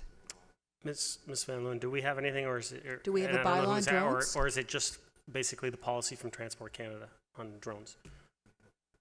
Thanks. Through you, Mr. Mayor, I believe there is some provision in our Parks and Public Spaces bylaw that deals with aircraft. But with respect to drones specifically, Transport Canada does have a certification and licensing process that needs to be followed. Councillor Gardner? Thank you. Thank you. I think I also could have read this motion more clearly. Thank you. Thank you, Councillor Gardner. Councillor Gilliland? Thank you, through you, Mr. Mayor. I would really support the use of this drone for this event for number one. For number two, I echo what Councillor Thompson said about understanding what the parameters of the delegated authority is. My big concern with going ahead with this now without really understanding is the privacy laws.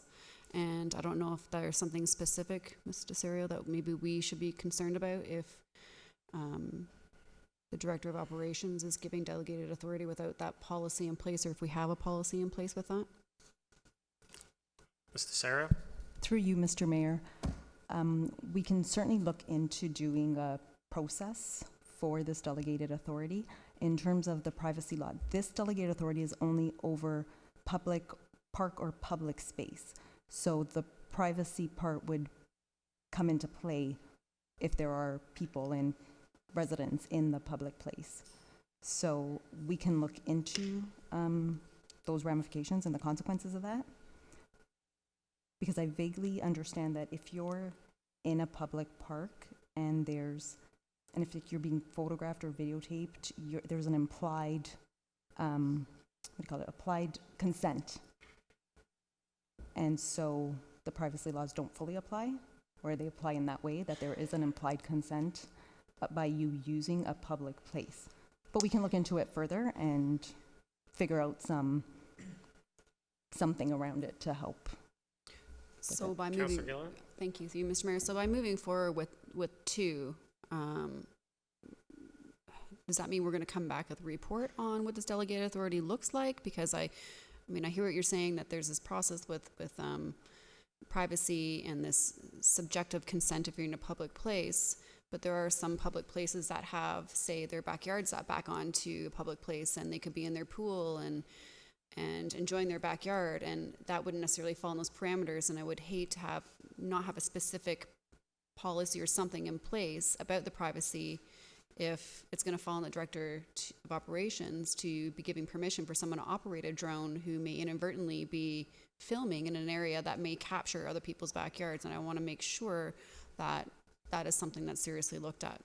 Mr. Serio? Through you, Mr. Mayor, in my opinion, a policy wouldn't necessarily come back, or a procedure, because it's a procedure and it's not saying that a policy or procedure needs to come back. And having said that, if the drone does expect to fly over private space, then according to Transport Canada, the person who's operating the drone would have to get the same permission that it's getting from the public authority. So if this sounds like it'll be centered right over the park. Having said that, if then it's going to go other places where it could capture private properties, then, for example, the Aurora Soccer Club, they would have to get permission from all those adjoining landowners anyway. And that's how the law, I guess, would come into play. All right, or their protection, sorry. So it's just for me to understand, it's just understanding if someone was to put in an application to fly a drone over another park, and what that process would look like for the director to be able to say, yes, you can do this, because is there some specific privacy form or something in place that's easy for them to delegate with us not having? I just want to feel like we're actually approving something and giving it a delegated authority in a way that's clear and concise for that person to make that conscious decision that this is okay. Mr. Serio? Through you, Mr. Mayor, there is no process in place now, so we can take that back and look at it when we do put in a process. That's the most I can say. Okay, perfect. Okay, thanks. Thank you. Councillor Kim?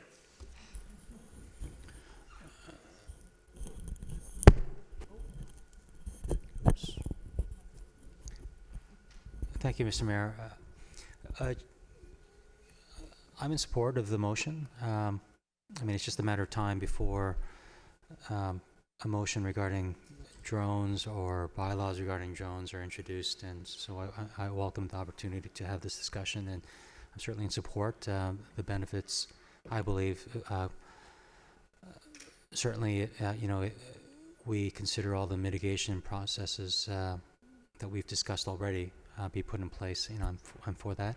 But through you, Mr. Mayor, to Councillor Gallo, I just want to confirm that this is just for a one-off event, and then clause 2 is insinuating that that any subsequent events will be at the discretion of the director of operations. So I just want to confirm that this is just for one particular event, and then any subsequent events that requires a drone will be at the discretion of the director. Is that correct, through you, Mr. Mayor? I believe so, but Councillor Gallo? No, it's to fly over Harlan Park for basically the season. I don't think there's two things happening here. One is to give authority to do it, and the second is to give or to allow them to do it, and the second is to have the director in the future give them and anyone else authority to do it. And in terms of process, nothing is is changing. Whatever they would have done anyway, they would have done regardless. We're just, in my view, speed tracking it and allowing it, instead of coming here every time someone has a request, the director and staff take care of everything that they need to take care of, whatever they would have done before. But the authority is to fly over Highland Park for the season. Councillor Kim? Again, so this is not just for one event or one weekend, it's for the whole summer. And then any subsequent requests will be addressed by staff for the whole summer. Okay, thank you. Any other comments, questions? Councillor Gilliland, second time. Through you, Mr. Mayor. Just reading number 2, and from what I'm understanding, this is specifically just for the Aurora Soccer Club for future requests. So is that something that we should say in the second clause, specifically just for the Aurora Soccer Club's requests? Or are you talking about subsequent requests for anybody? Because I'm a little confused. Councillor Gallo? The point is to fast track this whole process so that the request for drones doesn't have to come to the council table, no matter who asks for it. It doesn't matter to me who it is. To me, it's an administrative thing. It just happens to be part of the bylaw, linked to many other things that we do want to see at this table. This is one specific one that I thought is administrative and is fairly easy to deal with and doesn't necessarily have to come to council. So it's for any requests. Councillor Gilliland? Apologies. I thought I heard differently from Councillor Kim, and I just heard it backwards. So apologies for that. Thank you. Any other comments or questions? I just have one. I'm supportive, and I have no issue with giving the delegated authority to staff. I do feel it is administrative. I just like one thing, kind of a little bit like what Councillor Thompson mentioned, and over here we heard it as well. Just to ensure that we cover the town's rear end at the end of the day, right? And so that we don't do this and we give them the authority and say you're fine, and then next thing you know, someone flies it without getting the proper certification or the proper requirements through Transport Canada, and then at the end of the day they turn around and say, well, the town told us we could do it. They approved us. And so I'm just wondering, is it something, because I agree 100%, but is it something, maybe do we put something that says conditional upon all certifications and approvals from Transport Canada be given? And if you're okay with that, Councillor Gallo, I would feel very comfortable in throwing that in there just to ensure that we protect the town at the end of the day. Councillor Gallo? I don't think it's necessarily simply because we're not asking staff to do anything different. We're just saying remove the authority from this table and give it to them, and they follow the process they would have followed no matter what. Had I not have done this, in June you would have seen a report and with this request, and then we would have had this same discussion. I'm not intending on changing a process other than the authority. Whatever they do behind the scenes to fulfill our requirements is staying the same. I'm not in any way suggesting we don't comply with anything or and I'm not suggesting that we are. Yeah. I just thought that, just to kind of cover us, just in case someone else decides down the road to say, well, they gave me authority, and they don't decide to get any of the other. Yeah, I'm going to hope staff is going to go through they will go through all of the hoops to make sure everything is in line, or they shouldn't be giving authority to anyone unless they've done. So I'll ask Mr. Serio, will we be ensuring, or who's going to be giving the Director of Operations? Is not here, but Sarah is. Will we be ensuring that all the requirements are fulfilled before we give grant Yes, it would authority? be no different than any other permit that we would process and approve, where we would require WSIB, insurance, proof of certification, etc. Okay, thank you. And I think that brings a level of comfort to council to hear that. So, well, you're just trying to get your motion passed. Thank you, Sarah. Appreciate it. Councillor Humphreys. Oh, I should have taken, thank you through you, Mr. Mayor. That's what I was going to say, is it's still going through everything, our Director of Operations. We just don't have to have it here. It's administrative, so I'm happy to, we're all going to be good, covered. Perfect. All right. Councillor Gallo, unless you want to speak for a last time, I'll call a vote. Call a vote.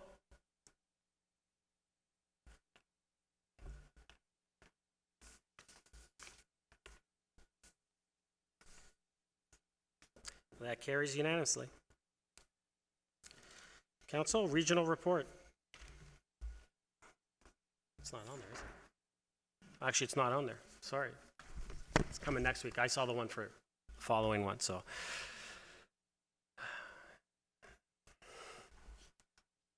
New business. Councillor Gilliland, start with you.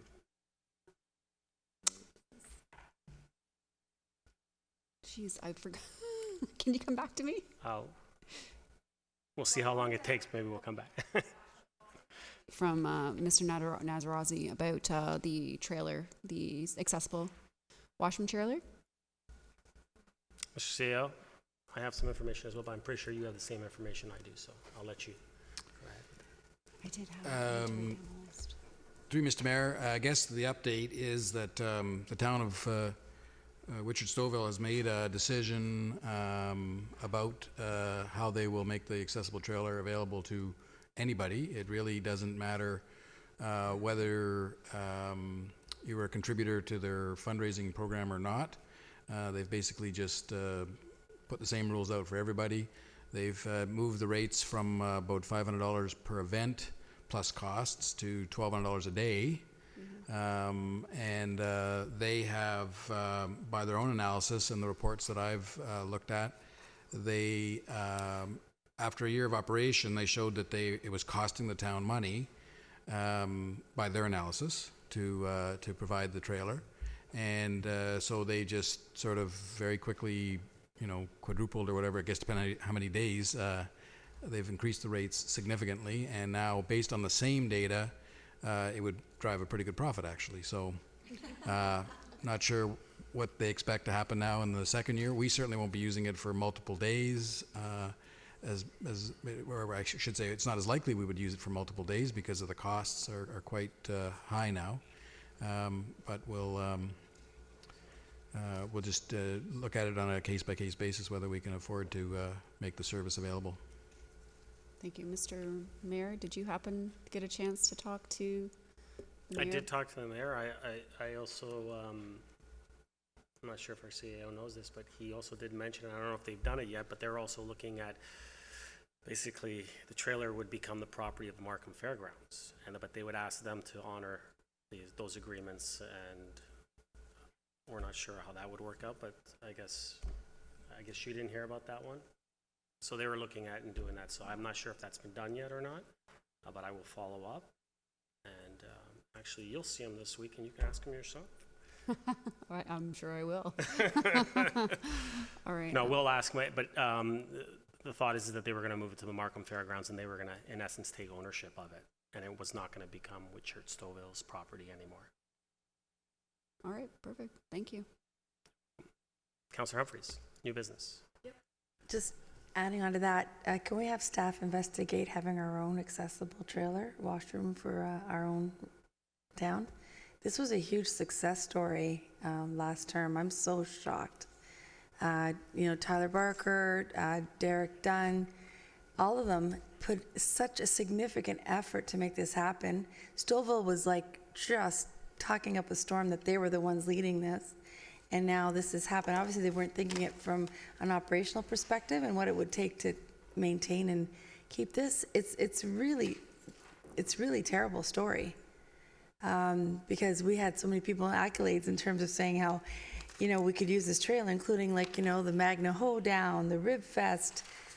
We had it, and now we don't have anything anymore because it's out of our reach. So can staff take a look and probably not have to investigate too much time, maybe see what the costs were for Markham Stouffville and how we can perhaps investigate one of our own. I think it's well worth it for our community. Mr. CEO? Through you, Mr. Mayor, in March 2016, when this idea was hatched in Richard Stouffville, the value of the trailer was $125,000. Yeah.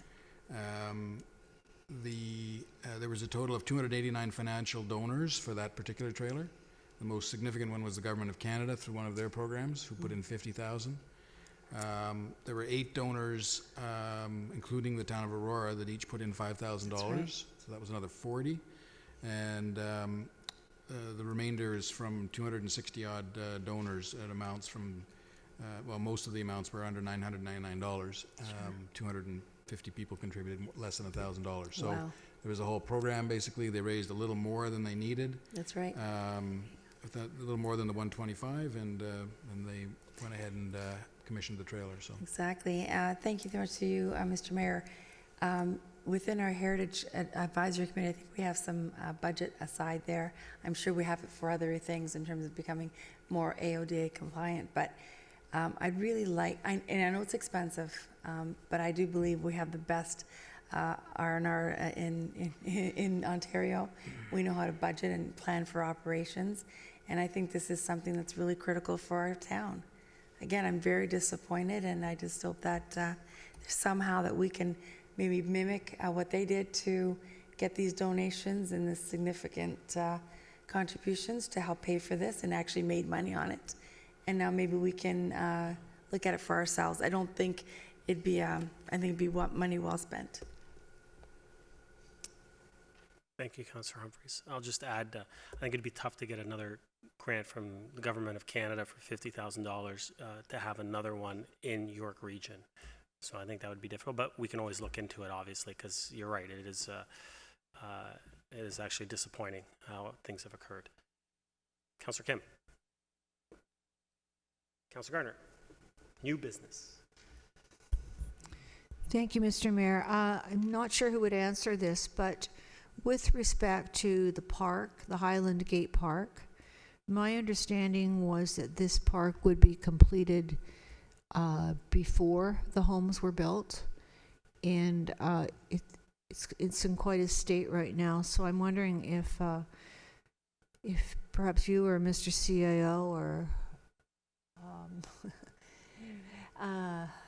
somebody on that side of the table, but is there an update for the residents, because they're starting to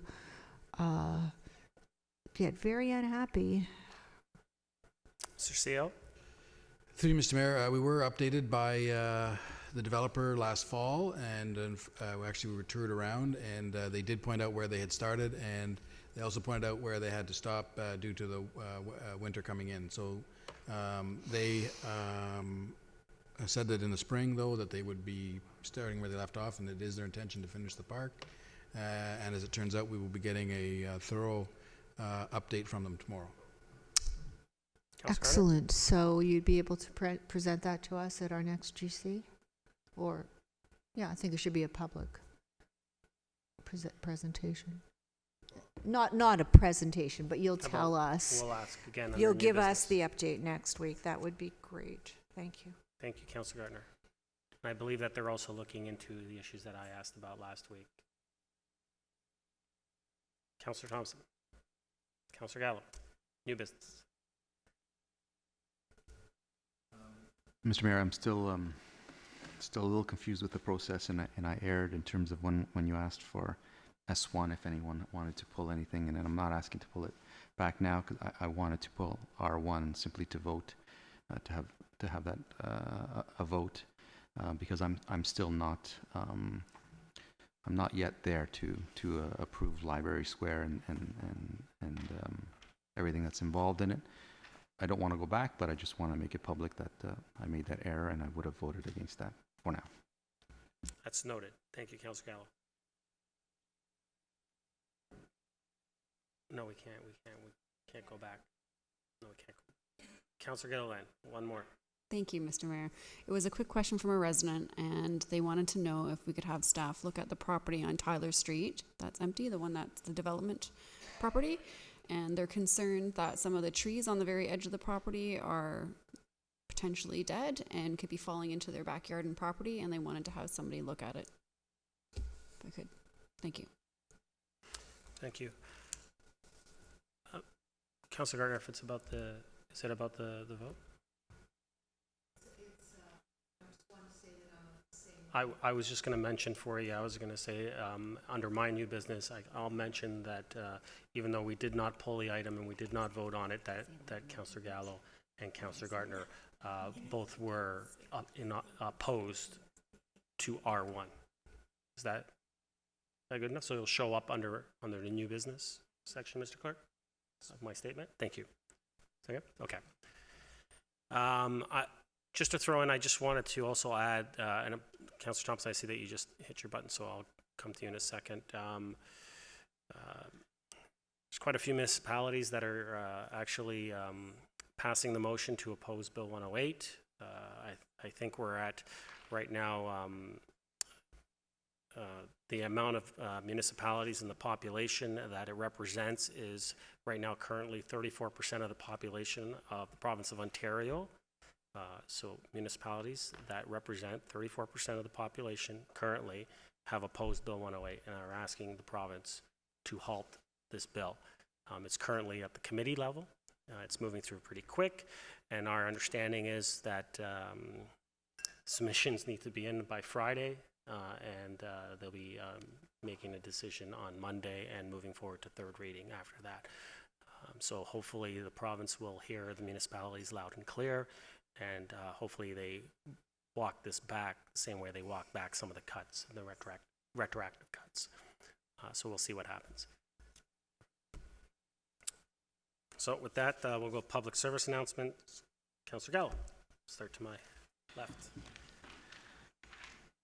Attention gardeners, our free compost giveaway is Saturday, June 1st at the Stronach Aurora Recreational Complex. Bring your gloves, shovels, and buckets, limits in effect, and head to the rear parking lot anytime between 10 a.m. and 3 p.m. See you there, June 1st. Thank you. Councillor Thompson. Just briefly, I wanted to thank everyone who joined us last night for the Community Recognition Awards. It was certainly a wonderful event, and it's always great to see so many wonderful volunteers in our community and all that they give back. Thank you. Councillor Gardner. Thank you. I echo Councillor Thompson's comments. It's a little bit late, but it is Asian month. So I guess we'll celebrate by saying we're really glad we have such a diverse community. We also missed Ramadan, so my apologies to that segment of our community. It is National Accessibility Week. We're not too late on that. That started May 26th. It's going for the week, and there will be an open house on the 31st at the Aurora Family Leisure Complex. It's from 4 to 6, and members of the Accessibility Advisory Committee will be there, and local organizations to welcome everybody and to give out information. The Seniors Living Fair is coming up. I believe it's Saturday from 9 to 1 at the Senior Center. Can anybody confirm that it's Saturday? Yeah, someone's going to talk about it over there. Oh. Thank you. Thank you, Councillor Gardner. Councillor Kim. Thank you. Visit the town booth at the annual Aurora Chamber Street Festival on Sunday, June 2nd from 11 a.m. to 5 p.m. along Yonge Street in Aurora. The booth is located near Kennedy Street, just across the street from Country Style. We hope to see you there. For more information, visit aurorachamber.on.ca. Thank you. Councillor Humphreys. Great, thank you. I just reminded everybody that the Aurora Farmers Market is up and running every Saturday between 8 and 1 p.m. at the town park. Always great local farmers, local produce. Come and support your local farmers and artisans every Saturday. Join us this Saturday for New Beginnings Powwow in Aurora. There'll be traditional dancing, craft vendors, traditional drumming, and more. We'll also have the honor of watching head dancing and grass dancing shows. This event will take place at Lambert Wilson Park with activities scheduled throughout the day from 12 p.m. to 9 p.m. Visit aurora.ca powwow for more information. Thank you. Thank you. Councillor Gilliland. I just want to add to the Accessibility Week that Ms. Gardner was talking about. I want to do a nice shout out to Max Lemoyne, who He's a wonderful student who's part of our accessibility committee, and he's also a co-op student here in Aurora, and he played a really huge part in organizing the Accessibility Week. So I just want to say congratulations to him, and thank you so much for all his hard work, and I'm sure that it's going to be a very successful event. Lastly, I want to talk about participation. So from May 31st to June 16th, it's participation to be the most active community in Canada, and Aurora is in the running to compete for this. So I encourage you all to get out there, be active, and log your activity by downloading the app Participation, either on your iPhone, smartphone. And all you need to do is ensure that when you put your postal code in, it's an L4G postal code, and whether you go for a walk, whether you golf, whether you're playing hockey, whether you're playing badminton, whatever it is that you're doing activity-wise, log it, and let's become Canada's most active community together. Thank you.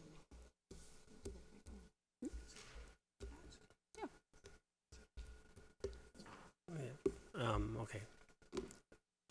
Thank you, Councillor Gilliland. Councillor Thompson, I'll go before Mayor Marakis, with your indulgence, R10 wasn't pulled this evening, and perhaps it should have been. There was some, at least on my part, some confusion last week with regards to the discrepancies in the height and how it was so calculated. I know the applicant reached out through email to all members of council.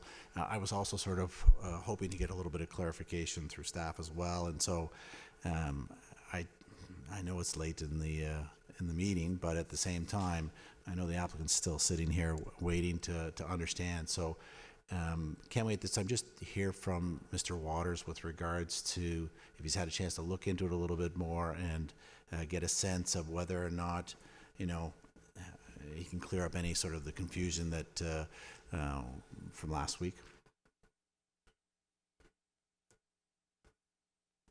I'm not asking to put a motion on the floor. I'm just asking for Mr. Waters to weigh in and have a conversation about this at this point in time. That's fine. Mr. Waters? Through you, Mr. Mayor, I'll try to sort of paint a picture for council regarding the height issue. So in terms of the height of the townhouse dwelling from the front of the property, it is approximately 10 meters high, but due to the grades which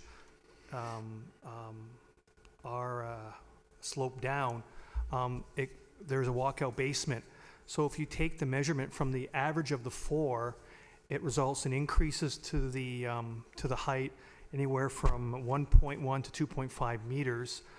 I should advise that the built form is the same as was presented at the public meeting and at September 2018 when you endorsed the zoning bylaw, and the built form remains the same.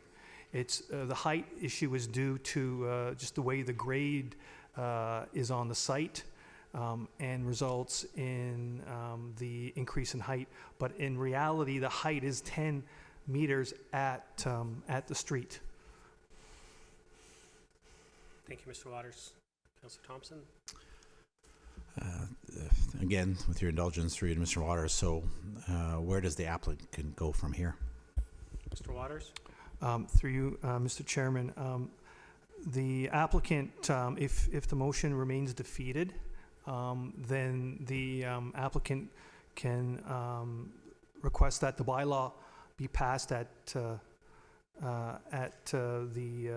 accordance with the September 2018 direction, which will be capped at 10 meters, which means that he'll be in a non-compliant state in terms of what he's proposing. He'll then have to go to the Committee of Adjustment to get the increase in the height. Councillor Thompson?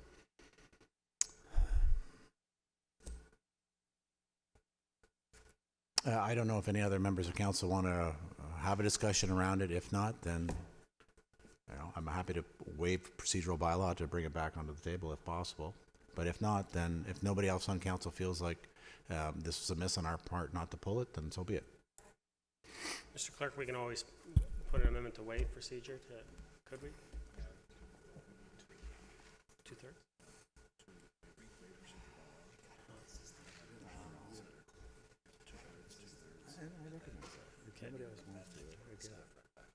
Okay. So council, Councillor Thompson. So you need to put a motion to waive procedure. You need 2/3. Then you need a motion to, to reconsider. That needs 2/3. And then you need to put a amendment. Reconsider may not need 2/3, I'm being told by the clerk. But if you want, we Mayor can start. Maracus, I don't want to extend, waste No, everybody's time. If the will of the council is not here, so be it. Then, as we heard from Mr. Waters, then the applicant can go through the committee adjustment process. So all I would suggest, Councillor Thompson, is put forward to waive the procedure. If it fails, if it doesn't meet the 2/3, then you have your answer. That's fine. Your point of order, Councillor Allen? I had requested, I was moving towards, putting R1 back in error, and you had said, we're not going to do it, yet we're doing it for this. Consistency is pretty important to me. I agree, realize but the if- importance of this, but And Councillor Gallo, if you had asked to waive procedure, I would have allowed it. I said to you, you had said to Councillor Gardner, we're not going to do it. No, I said when Councillor Gardner spoke, I said that if you're going to speak about the R1, I said I have a solution, and so it's in the record. If you still wanted to waive procedure, I would have allowed it. Councillor Thompson. It's simple. I'll follow our rules of procedure. I'll ask for the motion, the matter to be reconsidered at the next meeting, in which case it needs a 2/3 majority to reconsider the matter at our next meeting. That's the procedural bylaw. Thank you. Someone want to second that? Councillor Kemp. Is reconsideration debatable?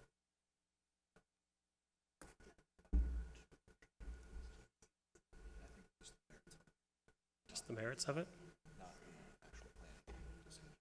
Councillor Gardner? Councillor Gardner?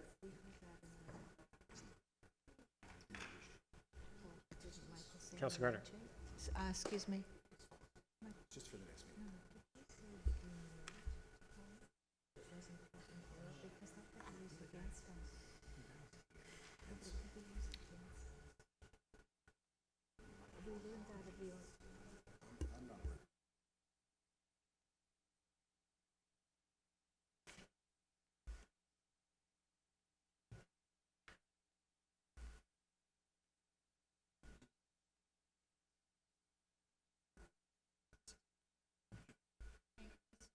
Councillor Gardner?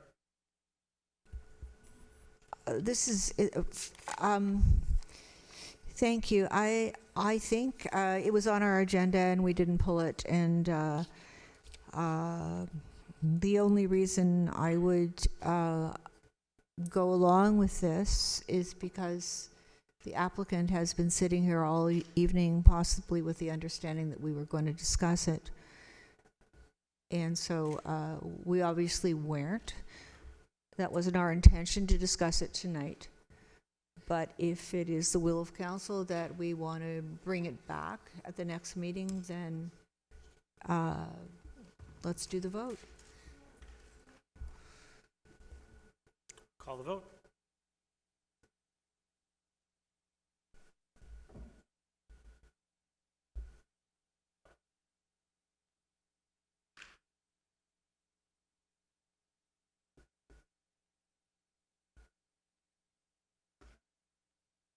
That carries.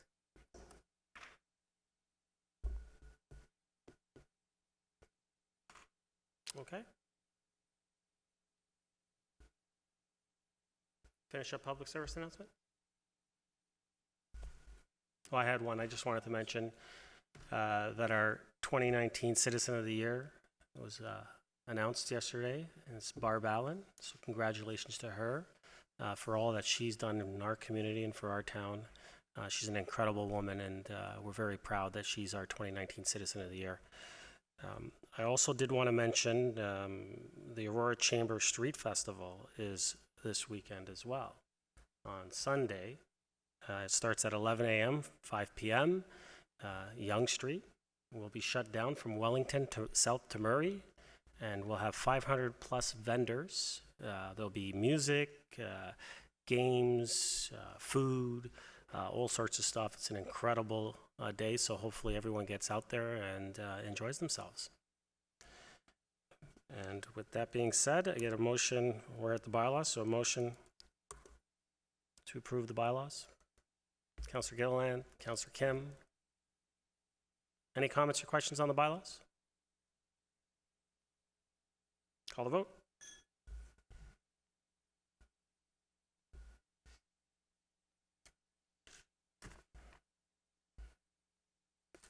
That carries. Confirming bylaw.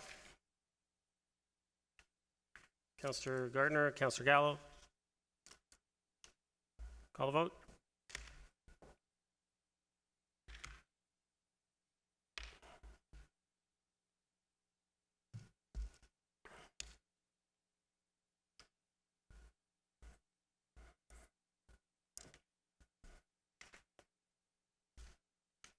That carries. Motion to adjourn. Councillor Gilliland, Councillor Gardner. All those in favor, hands up. Opposed, that carries. We are adjourned.